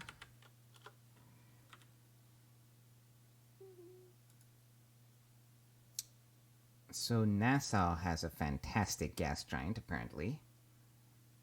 Ankara does, but it's really close on the border, and I don't really feel comfortable. San Salvador, again at Nassau. Panama City. Oh, that's where the aliens are, so definitely not there. Taipei, Ankara. All right. What about the 0.9s? Actually, let me just filter this a bit more. Majuro, Malibu, Nassau.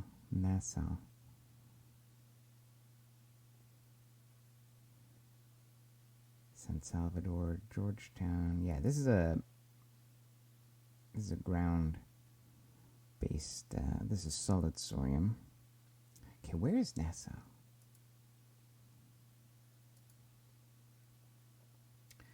Way out here.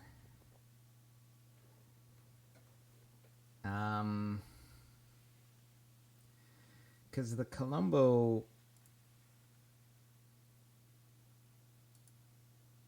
one is like a 0.8, so it's not bad.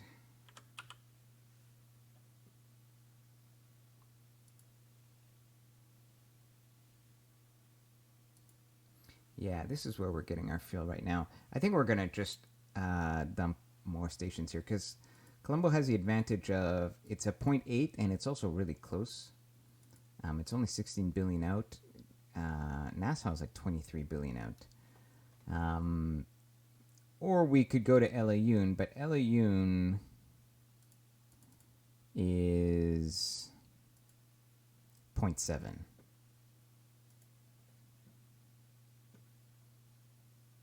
So let's send it to...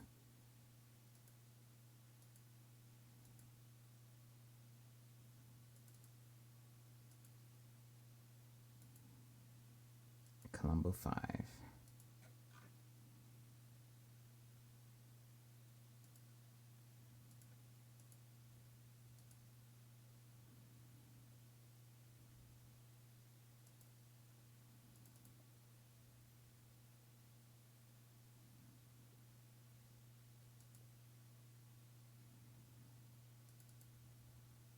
Oh no, not at the Lagrange point.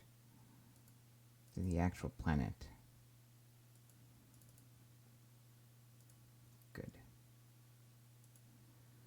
Okay, that'll help our fuel situation a little bit. There's still a lot of improvement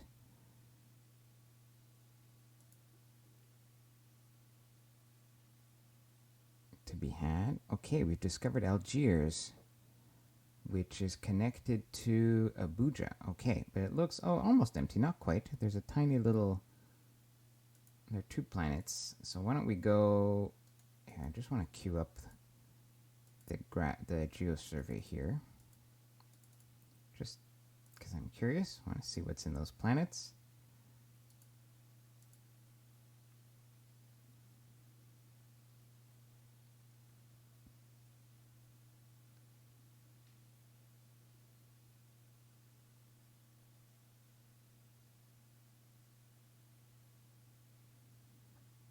All right, meanwhile, we've got some max fleet training.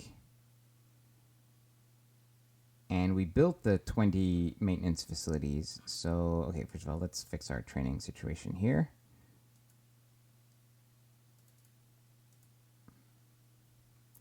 Okay, most of these ships, all right, first of all, they're all out of fuel. Because we just built a giant fuel harvesting base, and even though it's a tanker, it needed to fill up with a bit of fuel. So I don't think we have anything left on Earth, right?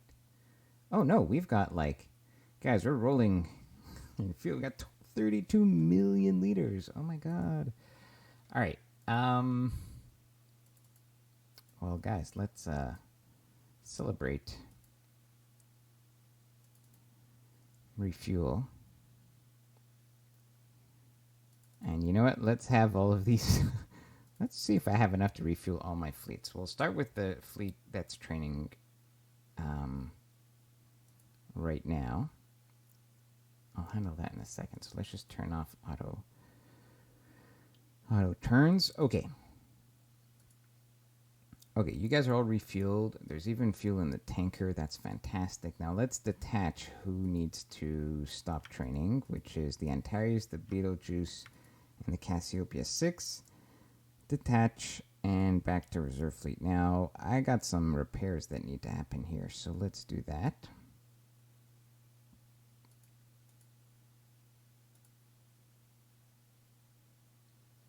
Repair Antares, Betelgeuse. I think we can repair Cassiopeia.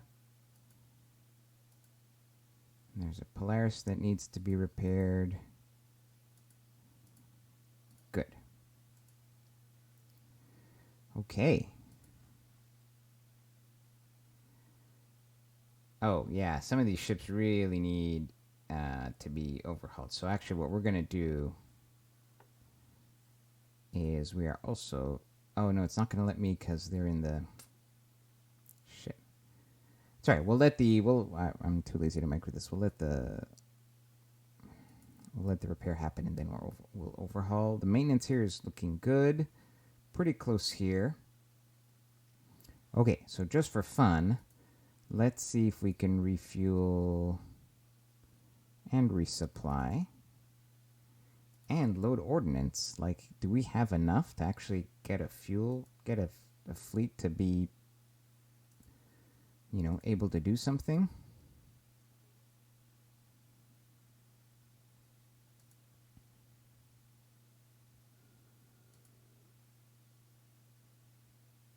Not quite.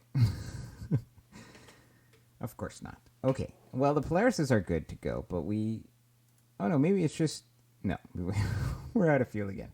All right, there goes our fuel. Yeah, we're really suffering on fuel, guys. So it's going to take a long time. We're going to need to build to really churn out those fuel harvesting bases. But on the bright side, we have stabilized the whole maintenance situation and the training situation. And honestly, the training was taking up a lot of fuel. Um,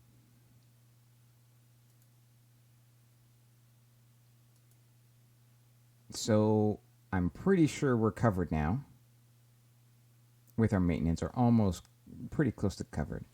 So that is good that that is taken care of. And you know what I should also do is well, we're going to finish this research rate boost, but this researcher after is going to do some fuel harvesting modifiers. I think that'll be important. But, we only have like 4, now we've got a 5th fuel harvesting base up. That's really not a lot. I really could have been much more, have developed that side of my industry much more. Yeah, we're mining sodium here, but we're sending it at a good rate. How are we doing on workers here?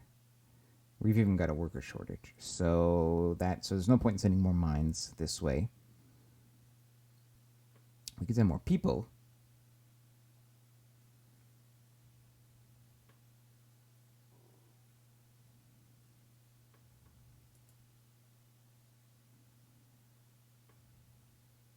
We could terraform this place.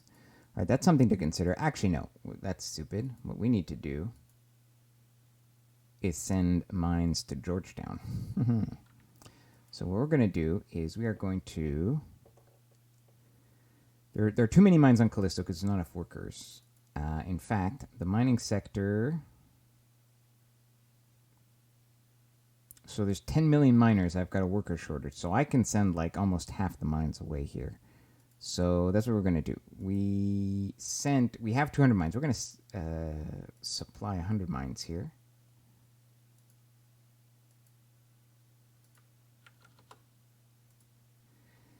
And here, and we don't have a lot of workers on Georgetown, but we can move workers easily here. In fact, Georgetown here can be a source of colonists, and that'll just dump colonists onto Georgetown 7, which is terraformed, or almost terraformed. Let's make sure of that. So let's demand those 100 mines that we just supplied. How is it terraforming? Oh, it didn't. I didn't click for some reason. That's a bit annoying how it does that. Let's make sure it's set. Okay, it is set now. Okay, good. So we actually need to get a bunch of mines here on Georgetown, and then we need to send a freighter to pick up on a loop to just pick up minerals, which we'll do in a moment.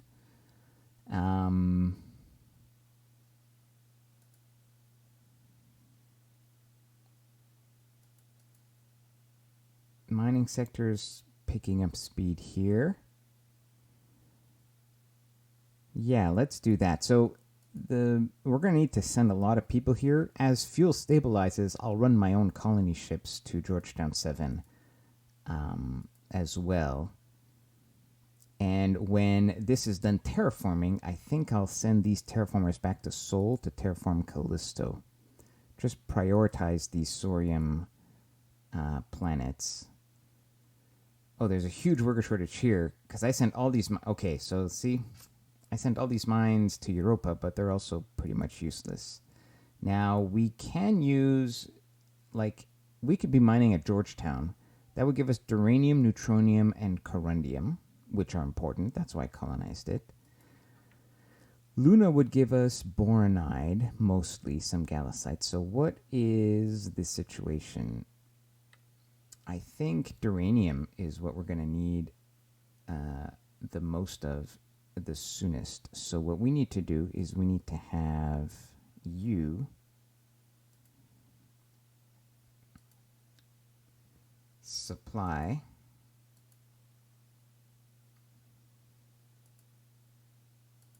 like 150 of your mines, and they're gonna go here. And how many mines do we have on Earth? And we were producing them. We've got 229. We're producing them, but we're still mining. Actually, this is not super relevant. Let's supply another 200 mines.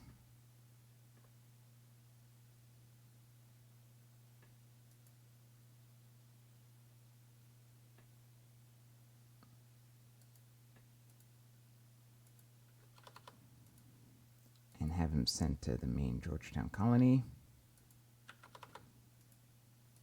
Okay. All right. Then we need, well, we'll send a freighter.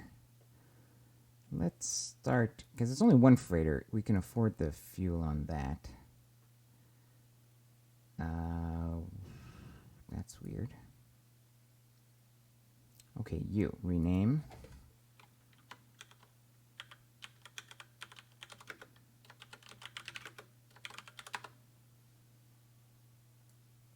Actually, we're going to wait until we actually have minerals in Georgetown before we set up this loop. All right, done. Everything here's good. Good to go. All right, what have people been saying? So two tankers or so? Oh, right, yeah, exactly. 30 million is 2 tankers or so.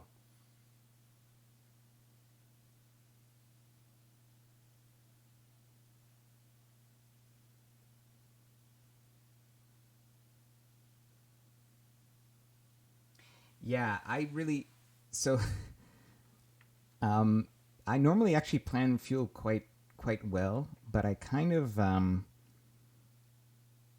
I really just ramped up my military production and totally did not correspondingly ramp up fuel production. Because what happened was I ramped up military production, but then using my industry at Earth, instead of continuing to build fuel harvesting bases, I was building like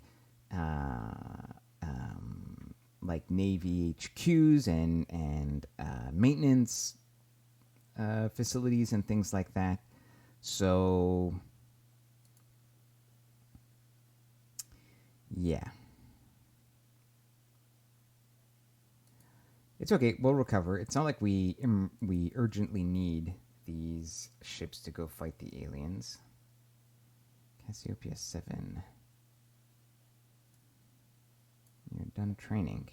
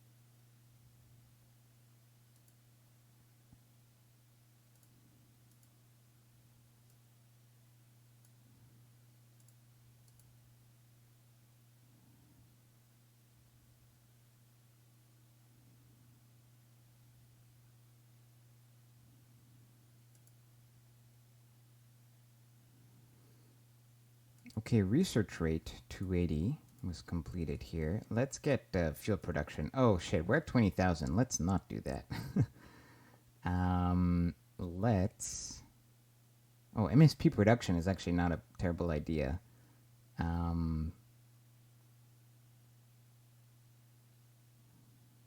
Mining production.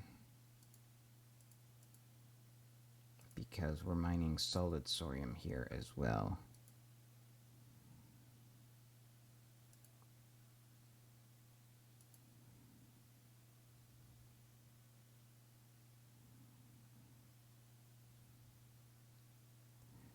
Let me just quickly check what the fuel is on Earth. We're still waiting our next delivery, but do we have a bit of sorium? Yeah, I'm going to turn on the fuel refineries for a little bit.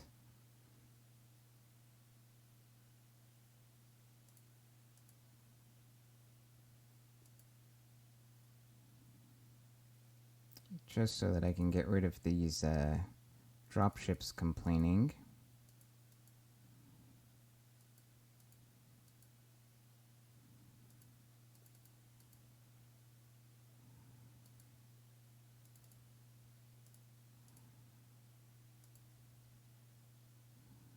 Not quite enough fuel to get most of them to stop complaining. Okay, we need a little bit more.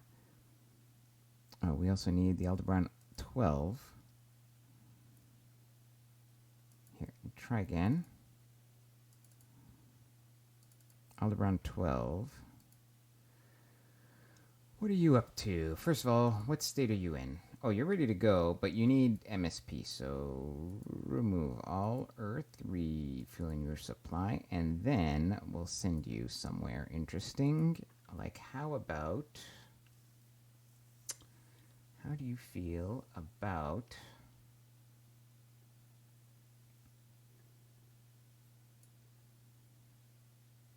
Riga?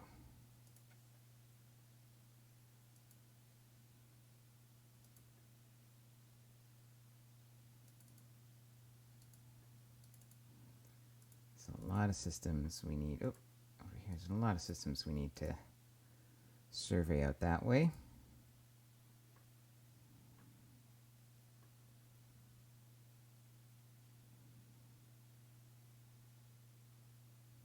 Oh, unrest on Georgetown 7. Yeah, because I never deployed.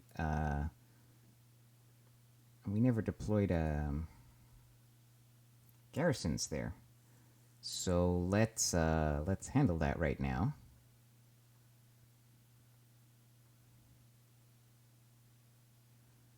Yeah, well, now because we were missing dropships, that's why. So let's take. Here, some of these have fuel, so let's take 2.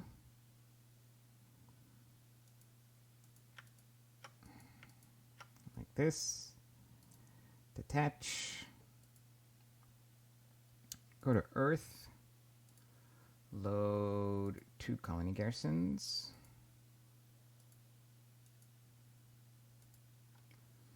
And head to Georgetown 7. Orbital drop. Might as well get a bit of action. A bit of practice with your parachutes. And head back to Earth. Okay, that's a problem we can handle right away.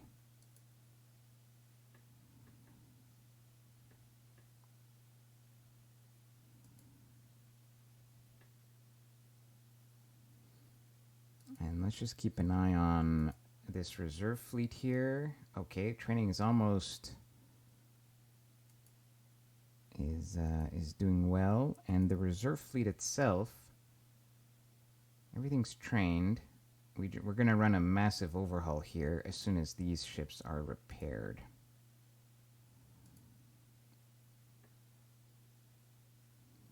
There we go.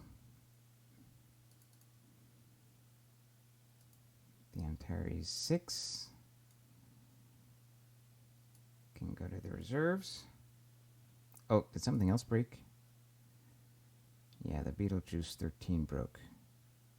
Is it being repaired? Oh, no, it is being repaired. All right.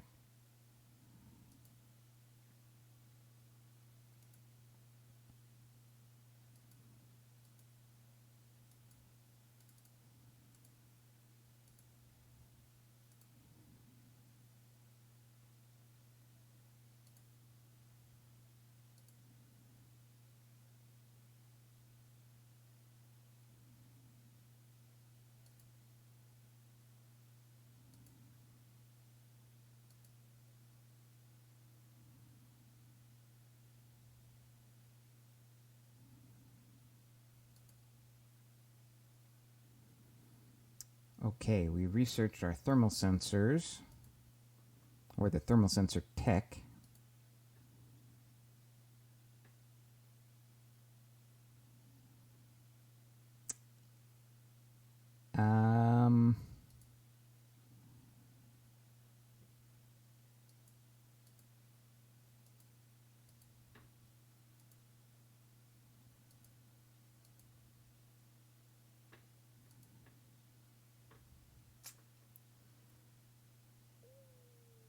Okay.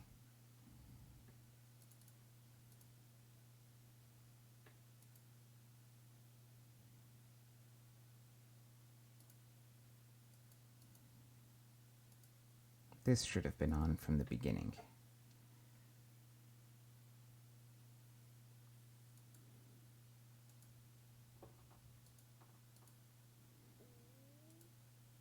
So that should take care of itself. Yep. It's refueling. 19. Well, it's refueling using in transit, but it'll probably be enough to get us there.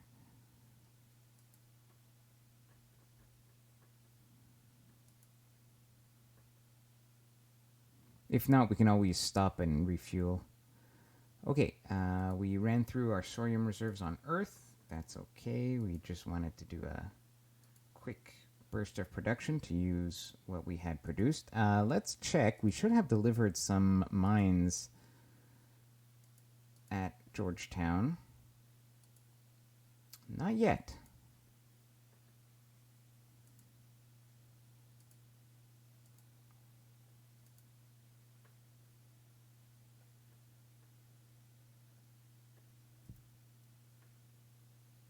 I think some of these ships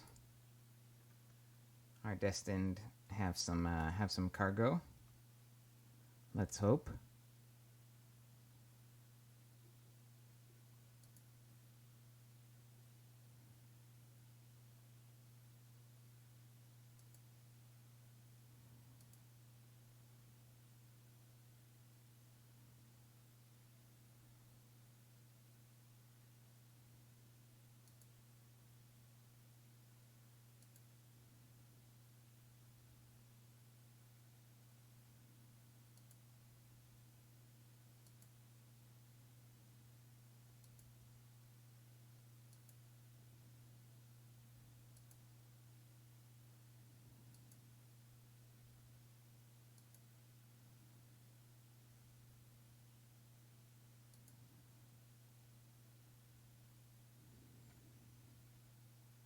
Okay, we finished repairing all the ships that were broken in the reserve fleets. Not this reserve fleet. Oh, what's going on here? Speaking of broken ships. All right, what is broken?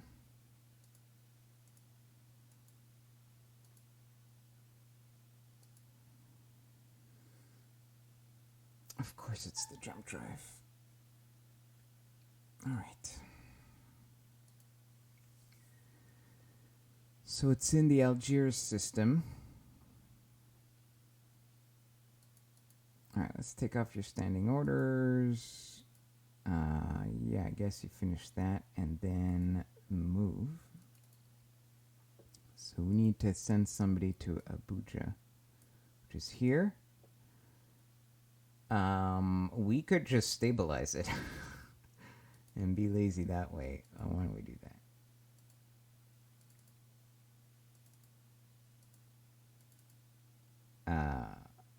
No. I mean, so you have to wait 6 months on the other side, but your maintenance, you should be able to handle it. Okay. Meanwhile, the reserve fleet here can do overhaul on Earth. And this fleet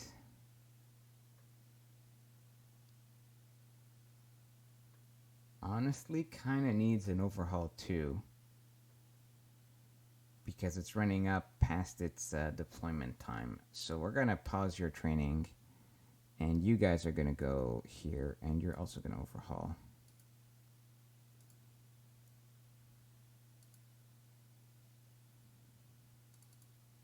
And we're going to repair that ship that needs repairing. Good. All that's taken care of. Terraforming report at Georgetown.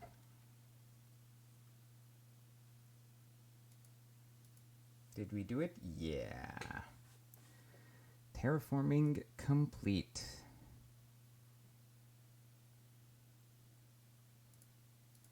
Okay, let's make sure that's set to none. Good. Which means we can take some tugs and move those terraforming ships somewhere else. So let's do stationary assets. We got tugs. All these guys are in Taipei.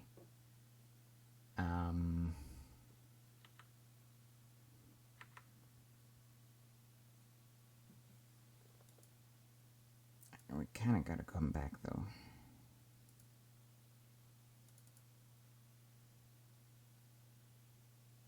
Let's see how much fuel we have once we get back to Earth.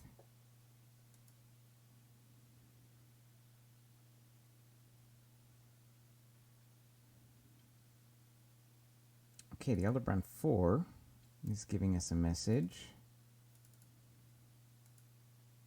And... oh, okay.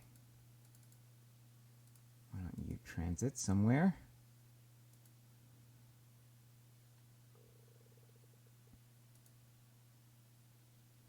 We've discovered the Amsterdam system, which is not empty.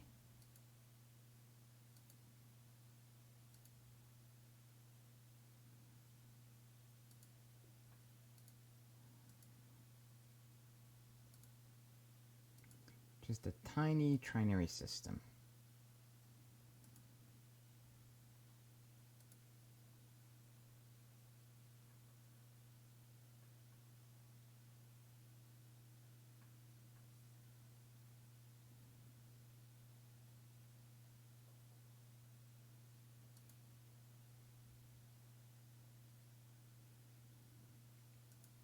All right, the big tugs are back.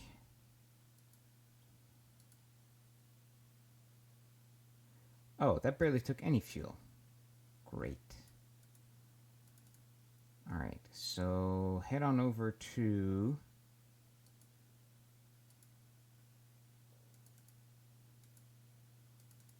these two terraformers, and I think we're gonna terraform the Jovian moons real quick. We'll go to Callisto because it's got the Sorium.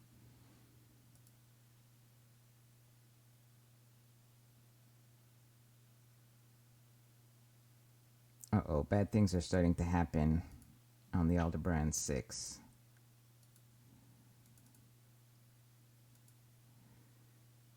But the maintenance is only 4 point.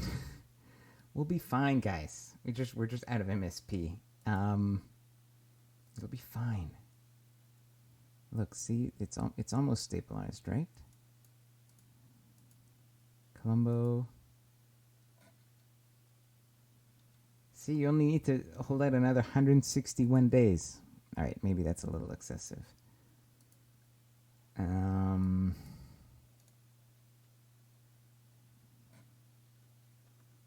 that wasn't going to work. Let's see if we have...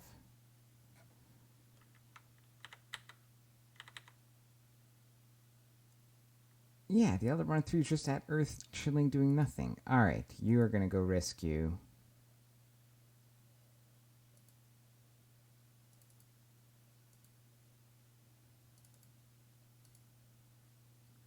The Aldebaran 6. Could have done that a long time ago.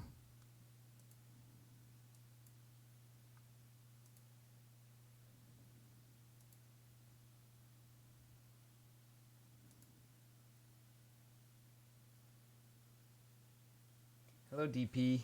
Welcome. So good to see some fellow Aurora geeks enjoying this during lockdown. Yep.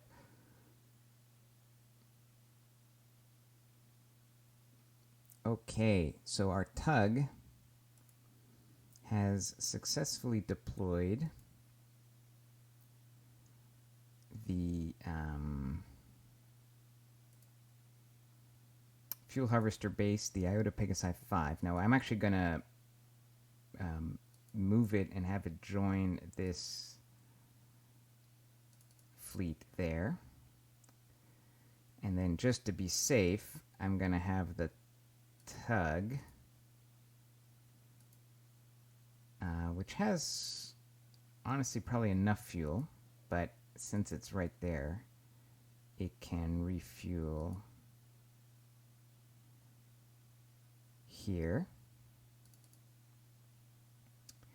and then head home.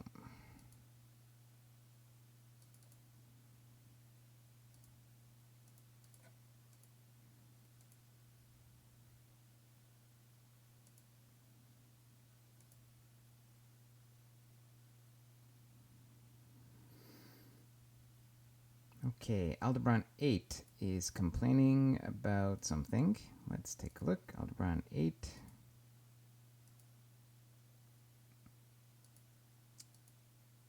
You were doing a geo survey, and it looks like you are done. Let's take a quick look here. This is San Salvador. Let's take a look.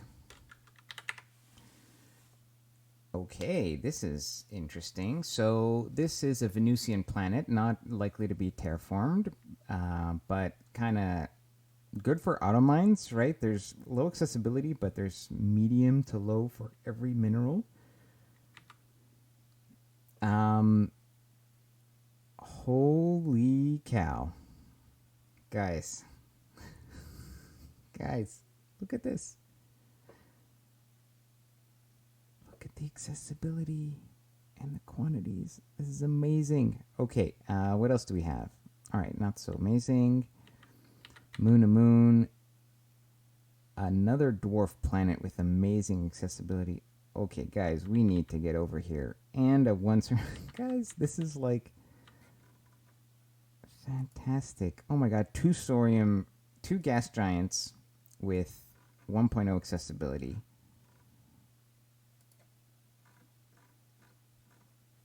And two dwarf planets. Now, they're dwarf planets. They don't have much in terms of atmospheres, but we can fix that. It'll be quick to terraform them. The max population isn't so big, but these guys will be miners. Oh my god. We finally found our first, like, amazing planet that we absolutely need to colonize. And there's actually two of them in the same system. Oh, this is a binary. Right. I remember it, but the binary's pretty far out. But 63 billion is kind of doable, and we could stabilize. These guys and get a Lagrange point warp over there. Okay, this is super exciting. All right, first of all, where is San Salvador? How hard is this going to be? San Salvador is down here. Okay, it's not like close. We gotta go all the way there. So we need to get moving with stabilization. So it's like going to be 3 years, I think, till we can stabilize everything. And then... so Jerusalem, then Kuala Lumpur, then San Salvador.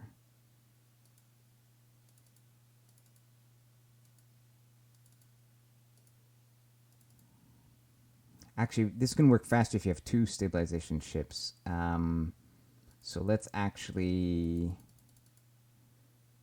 just do that. And let's get the North Star 1, which is doing nothing. It's in Banjul. Where the hell's Banjul? Banjul's like in the southeast. Okay, so it needs to... yeah. How's it doing on fuel? Not so great. Okay, so you need to go back to Earth and refuel. And then go to Jerusalem.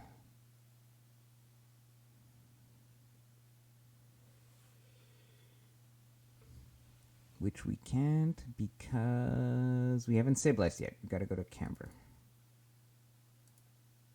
Which is there.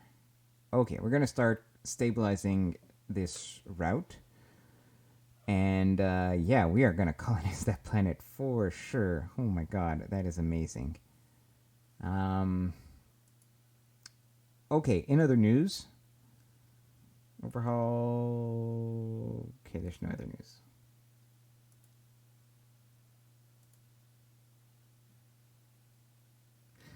Right, we actually should tell the sense of the Aldebaran 8 what to do. And honestly, it's getting a little high in maintenance. So before we have it... well, wait, did we do a graph survey of the system?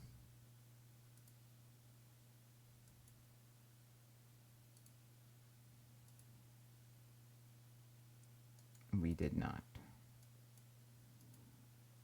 So let's have you do a graph survey and then come home.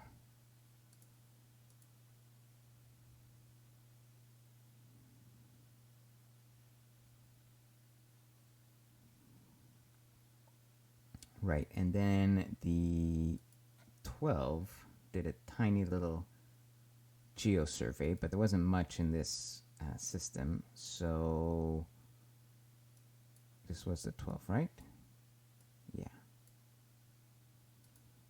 I think we just do a graph survey now.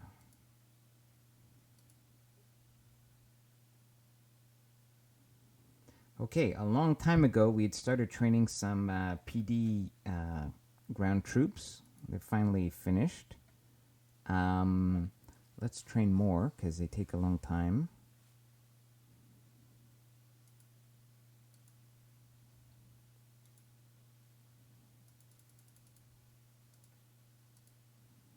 Take a long time to train.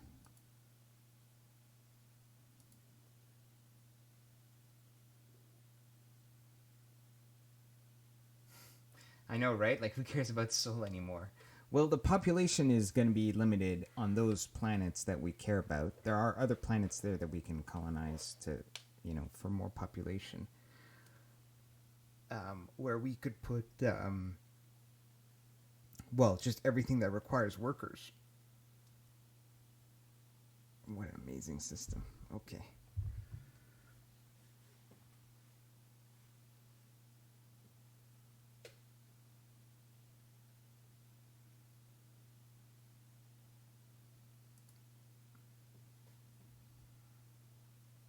Let's quickly check on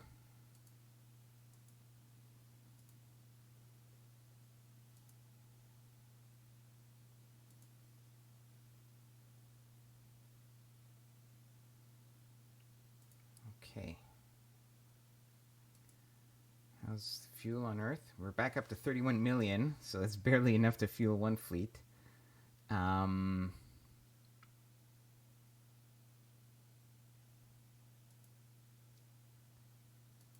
But you know what? We can unpause missile production. I think that makes sense now, because that's the other thing we need to make this fleet operational is we need to give it ammunition. Okay, Aldebaran 2 is in the Mali system. Oh, and so is Aldebaran 5. Actually, they're both they're together. They were doing a grav survey. So it can just go on to the next system.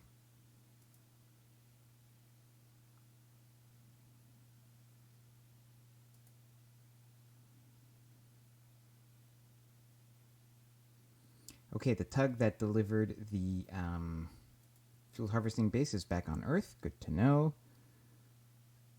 Aldebaran 4 in Amsterdam.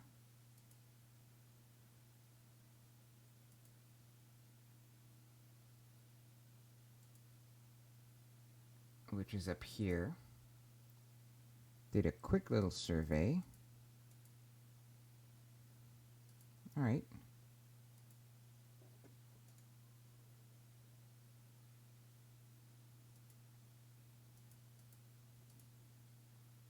I guess you can help with the grav survey.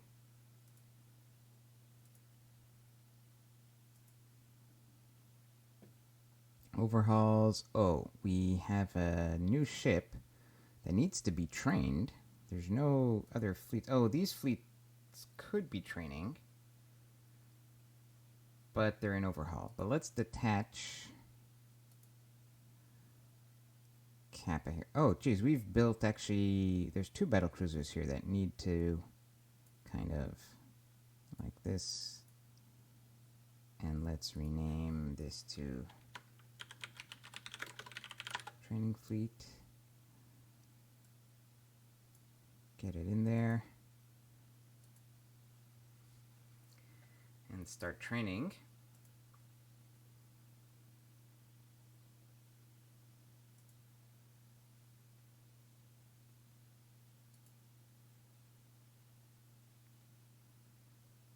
Okay, our passive EM sensor tech has just gone up to the next level, and we're working on ELINT now. That was queued up.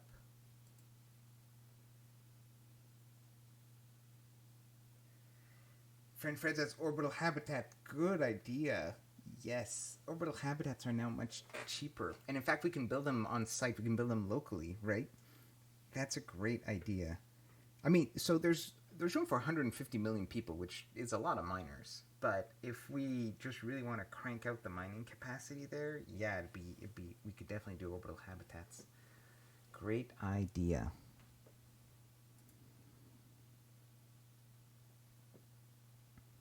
Okay, the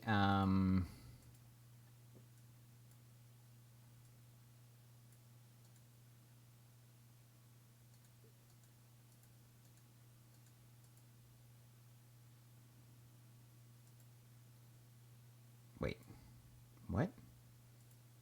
What was that message? Oh, the Aldebaran 6 made it to the jump point. Okay, good. But we need the other ship to come join you. So just chill out there for a bit.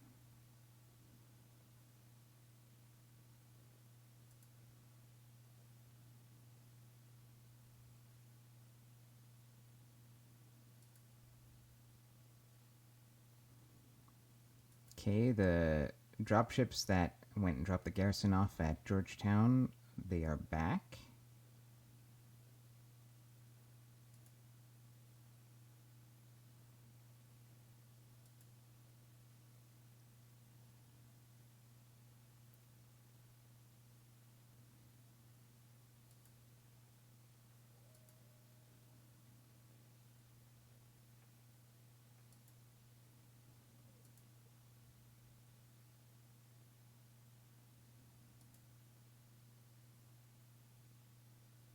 Got a free lab. Built two new Cassiopeias. Let's assign the lab here.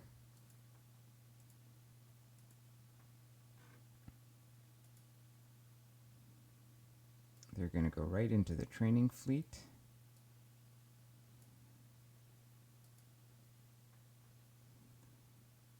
This reserve fleet, almost done. Oh, so the Cassiopeia 9 can definitely go back right away. But this ship needs to get an overhaul.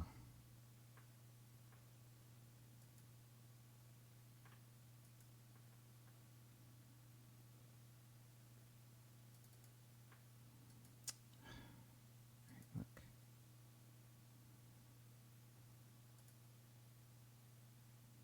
Not delete, detach.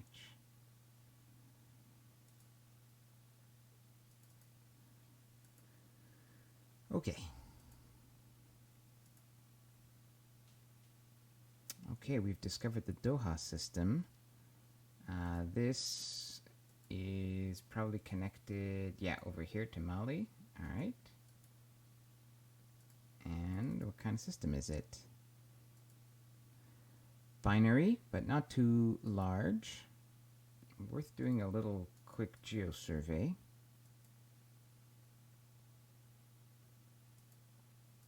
Just going to switch it over to geosurvey for now.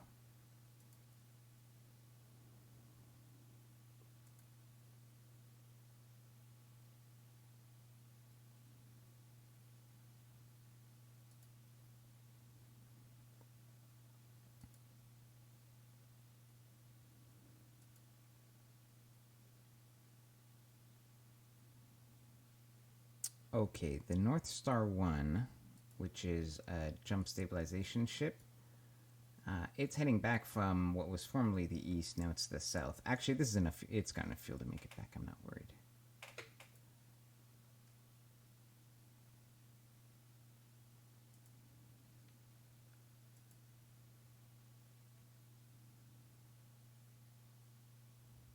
Okay, we have finished construction of our first asteroid mining ship,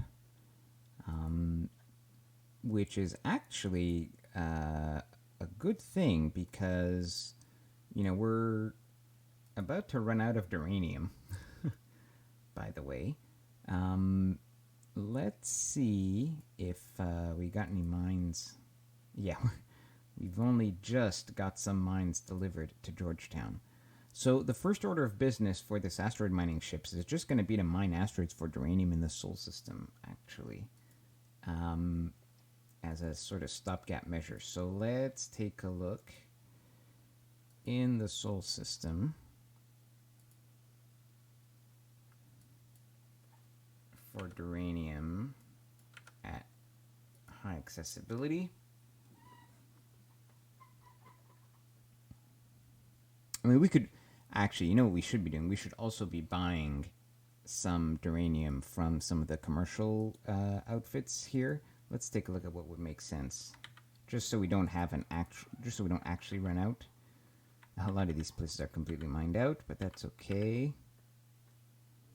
Okay, so we'll buy from Bartlett, from Diamini.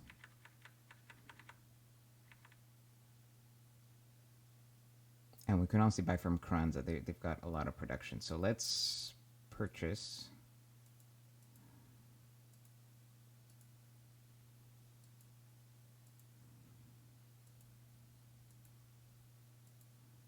So let's get that income going. Now back here, anything worth mining? Let's actually center bodies.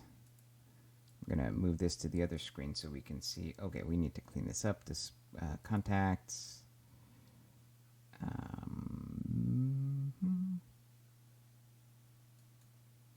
Civilians. Display. Asteroid with minerals only. Good. Okay, so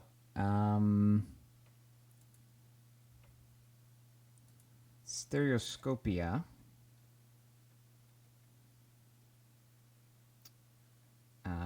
It's just in the asteroid belt, so not too far.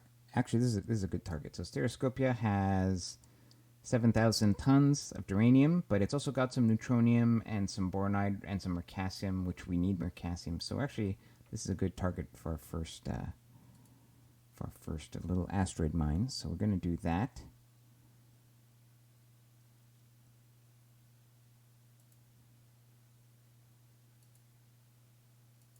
Detach. Stereoscopia. Move there. Okay, good. And let's queue up more.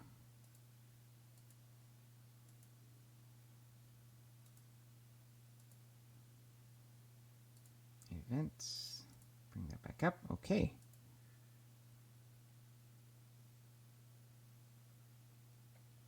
No, you can't put a mass driver on a ship, but for asteroid mining, what you typically do, unless you need the minerals right away, you kind of just mine it dry and then move on to the next thing, and then you just send a freighter to scoop everything up that's on the planet and bring it back home. Because the total amount of minerals on an asteroid is like 10,000 maybe, so it's not really worth having do constant trips unless you're you need the trickle, because you're just in a complete shortage. But we've just bought a bunch of stuff from our commercial mines, so I think we'll be okay. I hope we'll be okay. Oh, this is bad. The Aldebaran 7 has lost its jump drive.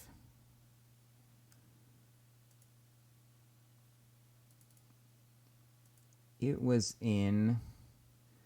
Oh, it's far.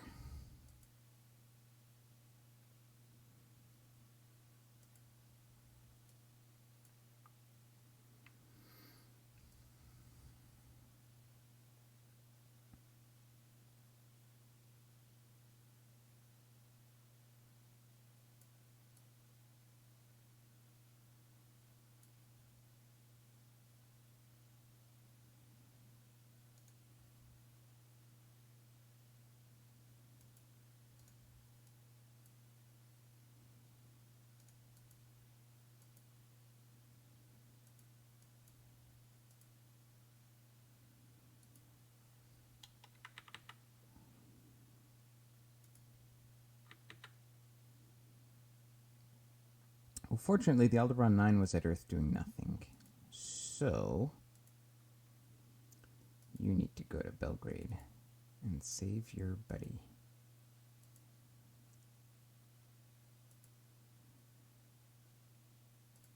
Okay, in other news, that's it.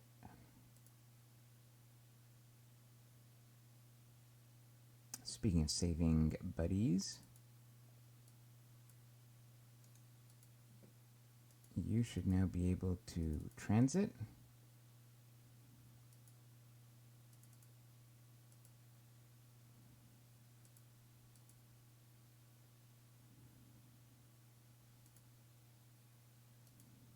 And I should have had the 3 also move to the next jump point.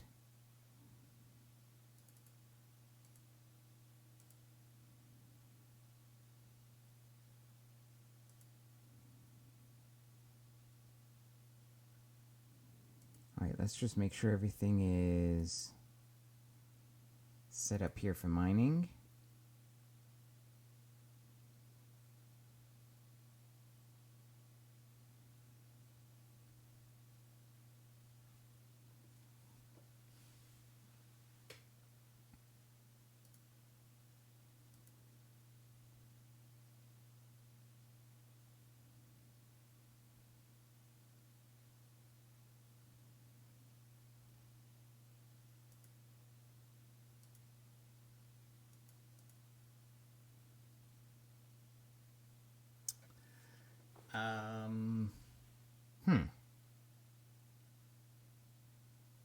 Is it too big? That would be embarrassing.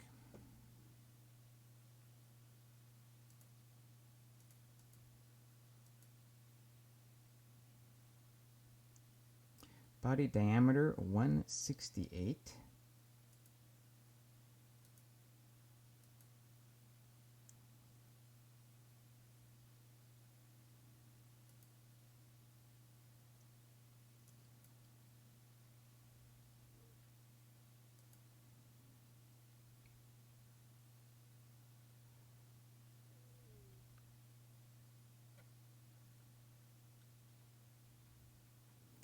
And the max we can mine is 160. Well, poop.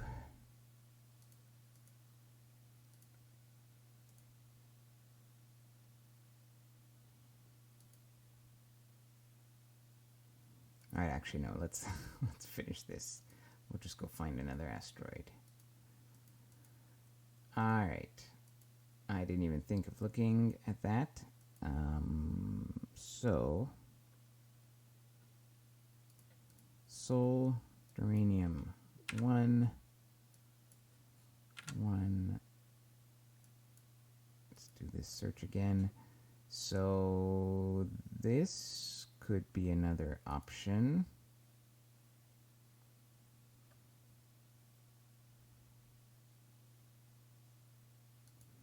But I kind of like this one better because I want the Mercassium more. Let's check, although it's a little bigger. Okay, let's check Mab and Bolivana. Let's check both of these.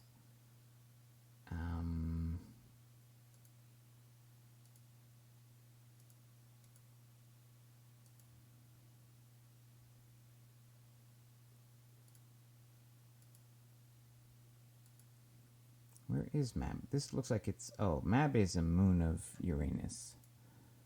Bolivana is a good old asteroid. Now, what is... Just created a colony. What is the diameter? 128. Okay, now we're in business. So I'm going to put these in stationary assets and tugs, even though, just so I get the industry modifier. Even they're not technically stationary, but you know. This should technically be industrial, I think.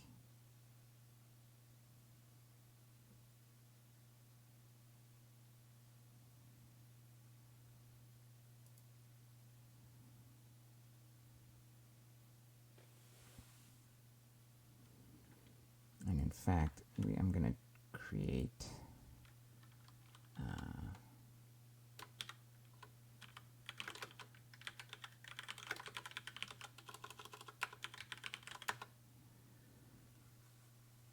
fuel harvesting stations. So all these guys.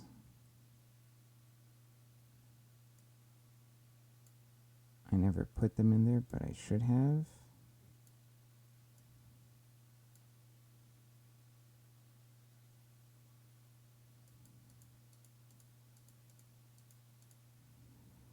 Some of them are, yeah, they're in, 2 of them are in tugs. That's why they're not showing up. And then the fuel harvesting bases should be here. Now they're not getting, they're not going to get any bonuses because they're too far out to get the radius for the bonuses. But these guys will. So let's create another admin here, which will be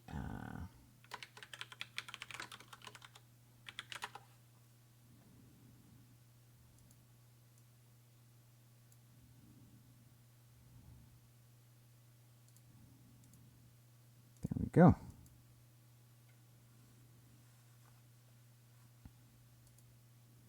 Okay, now let's move you to Boliviana. Is it Boliviana or Bolivana? Bolivana.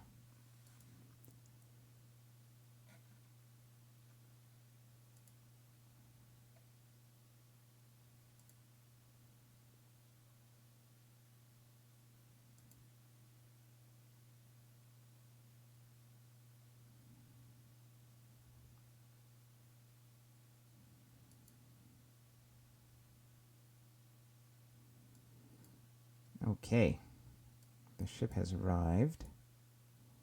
Now, yes, there we go. Okay, so we did it does show up automatically.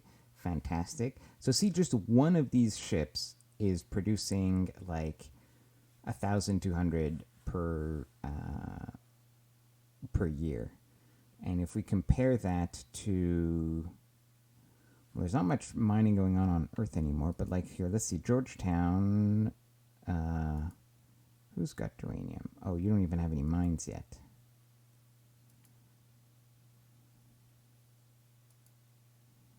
You've got 175 mines, oh, but no uranium. Oh, Europa. Okay, so Europa has 250 mines, but to be fair, they're not, most of them are not being worked. But still, like, this is a whole colony with like 25 million people on it, and its production is less than 3,000. One ship is producing 420, so they can be very powerful. A very useful tool.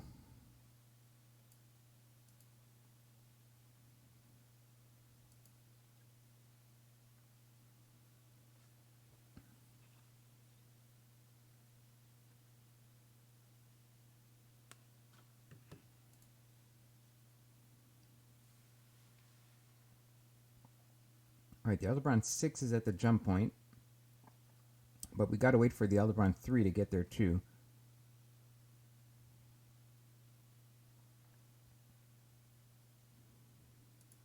Sounds like the training fleet needs to refuel. Yep.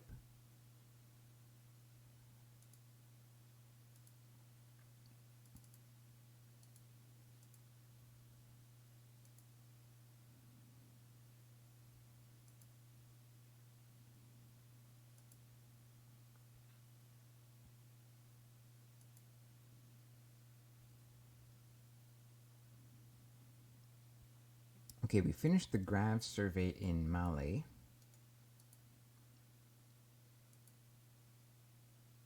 I'm really tempted to just poke in here.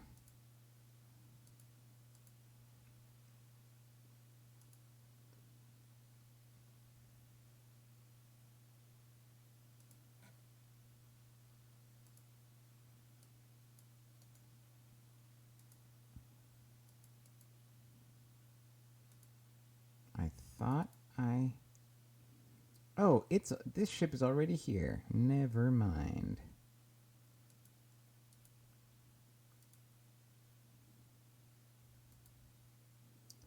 So you should be able to just go home now.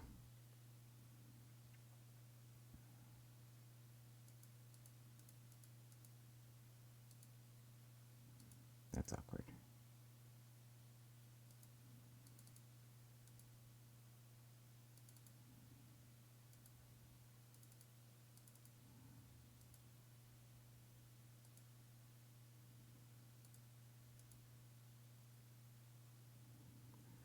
Okay, and therefore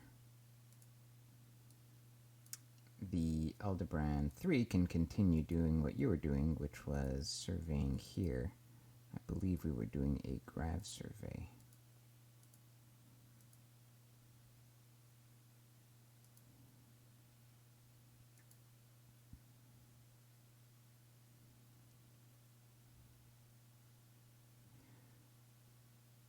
Okay, we stabilized. Oh, we stabilized this way, but not backwards. So let's do that.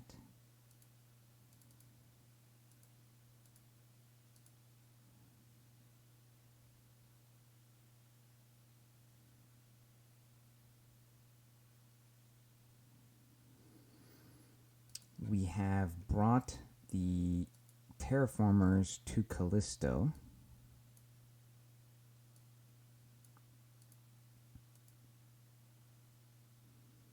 Let's assign a... oh, you know what we haven't done in a long time is we haven't checked our civilian administrators. So first of all, we need a terraformer for Callisto, and it might as well be you because we don't need you at Georgetown anymore. So there you go. Okay. I think our next priority is going to be mining.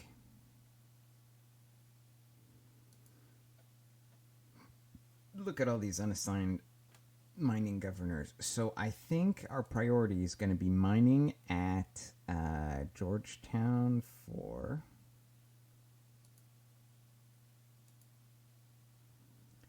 Then mining at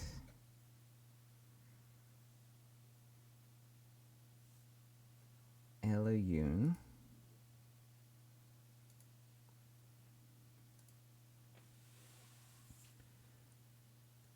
Then it's going to be Georgetown 7.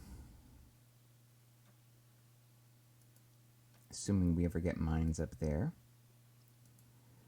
And then it's going to be, well, Callisto and Europa. Europa, also known as Morris Company.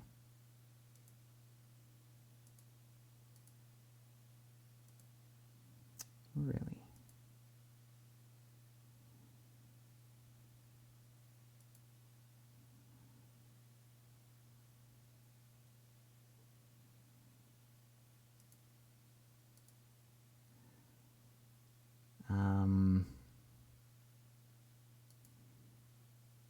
Okay, and the rest, the only thing that really matters, I guess, is making babies. So, I guess... oh, no, we need a financial... we need some good financials on... where is it? Luna or Mars? On Luna. So let's make sure that we have good financial planners.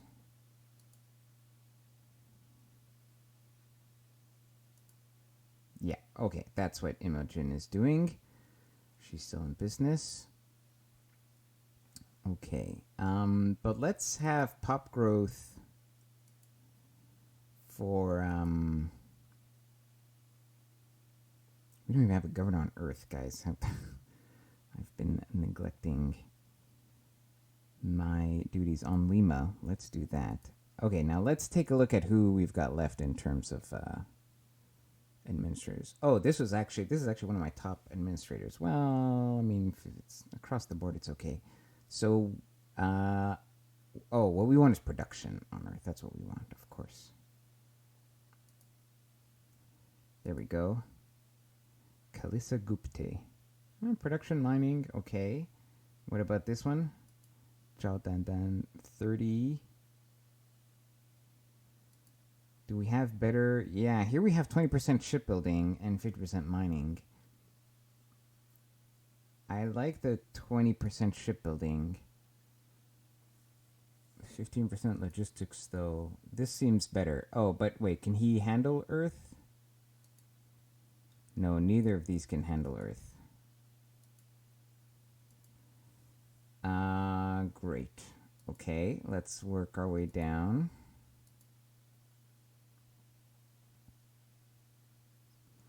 Production mining, a bit of logistics, some wealth. This is not bad. All right, let's do this one for now. Meanwhile, let's assign these guys somewhere else so they gain some experience. I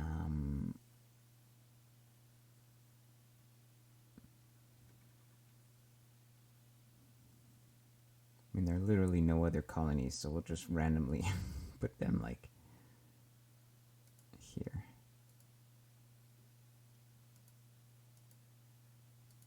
Whatever, this doesn't matter. Okay.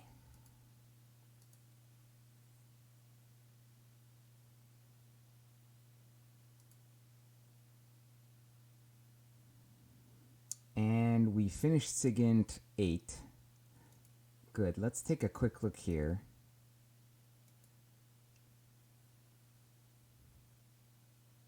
We could research the next SIGINT module, but that's, going to be it for now. I mean, just it's not proportional. It's going to take us way too long to research it. Okay. So, I am going to wrap up the stream because I got to go make some dinner. But before we do that, let's take some notes so we know what we were doing. So in the Navy, I don't know, I have fuel tankers in big here, but all right. So in the Navy, we pretty much finished training, but our issue is we need to build missiles. Fix a fuel shortage, and then we're basically good to go with our ships. Now, this, I don't know why this is in ground, whatever we've done, this is fine. Okay. This we did, this we did, this we did. This we're still not doing. This we're still kind of working on. Convert, yeah, we did that. Okay, terraforming is now Lima and... No, it's not. Lima is done. It's Taipei. And it's Callisto. And we just need, I mean, we are doing it, but just a note that we need to keep an eye on it is moving mines to...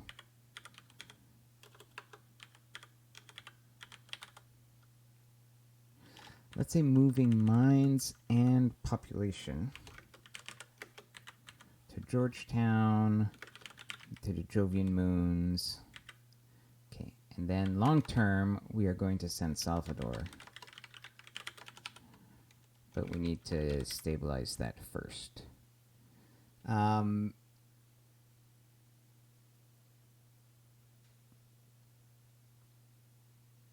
Oh, we have a stranded ship.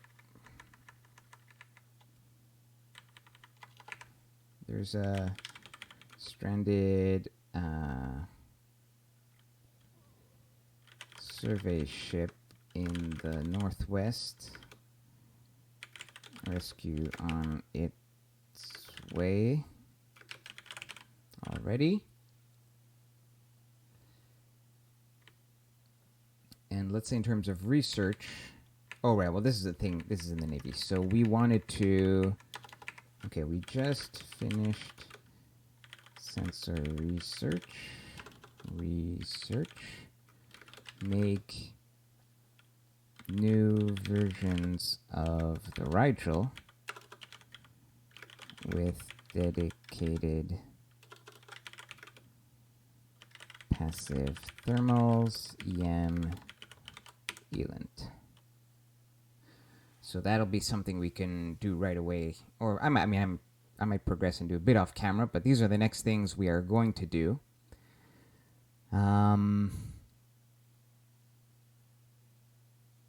Yeah. So that's it. Let me just bring this over here, close this window. I think that is where we're going to leave it for today. So not bad. We kind of fixed, we got through most of the fuel shortage. I mean, no, we're in the middle of a fuel shortage. Our logistics, our cargo ships and our colony ships are completely grounded because we can't afford the fuel to run them. So let's not kid ourselves. But look, we've got a second or a sixth fuel harvesting base about to be produced. Um, so you know, it's not like these guys are. They take about 7,000 build points to make. We've got about double that. So it takes about a year to make them with the amount of production that we devote to them. Um, so we're just going to keep churning out these fuel harvesting bases, and that's basically the only way we can we can save ourselves. Um, the other thing we could do is right now I've got a more urgent need. Oh my god, we're actually going to literally just run out of uranium. Um, so that things are going to kind of come to a crashing halt soon. But you know, I might actually have to start sending a freighter for these like tiny amounts of uranium just to unblock some key things. I think what we're actually going to do is we're going to pause. Oh, we don't even have. Yeah, we're going to have to. We're not even. All the shipyards are idle actually, so that's not taking much uranium. What is taking uranium? Oh, I bet it's MSP production.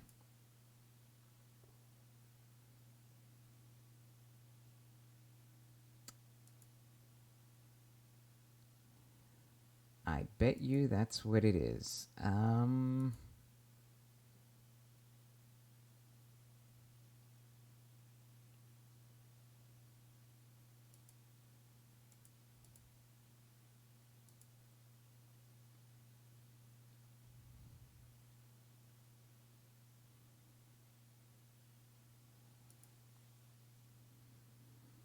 Yep, there's a uranium and gallacite.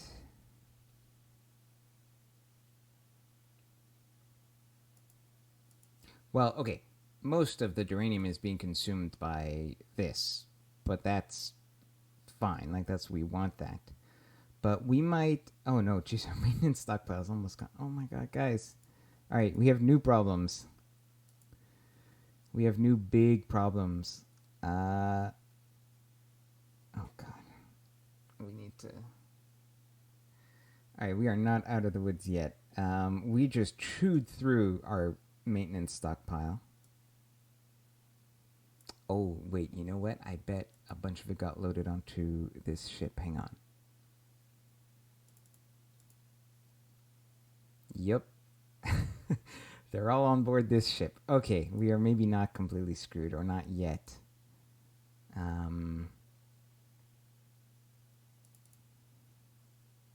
Let me just do one more tick forward here.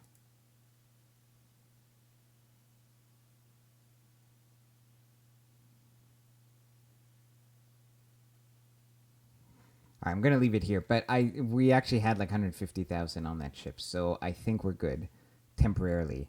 But maintenance supply production is going to be a big problem, and we actually need to be looking at gallacite. Where are we mining gallacite? Not in the Sol system. Not out here. And not there either. This seems like a huge oversight.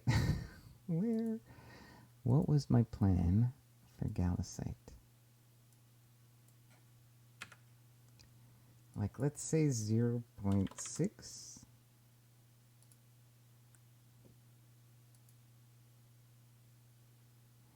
Oh, we can buy it from these guys.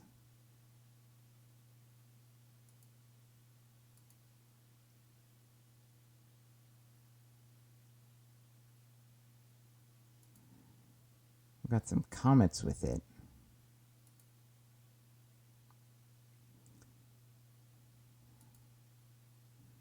can buy from Dubois.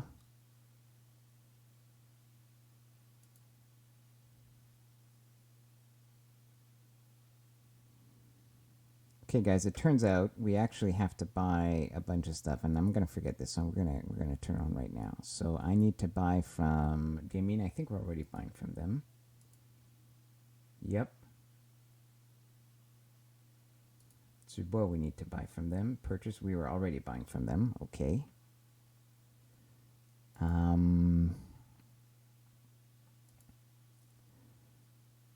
Hazan in Georgetown. Oh, we need a mass driver on Georgetown.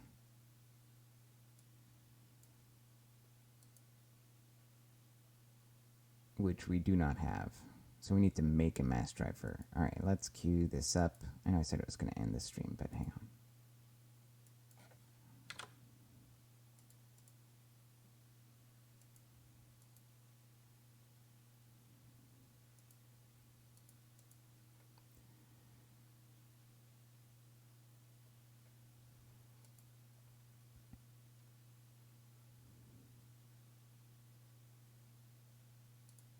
Okay, so, because we need to send a mass, whoop, I know that. We need to send a mass driver here so that it can catch the minerals that we're going to be buying from these places. So these guys purchase, I mean, we'll just stockpile them for now.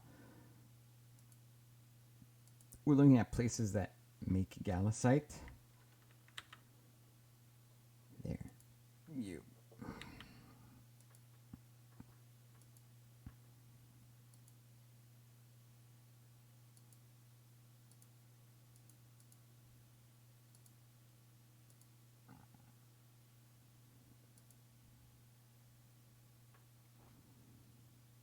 We probably need to be buying this uranium.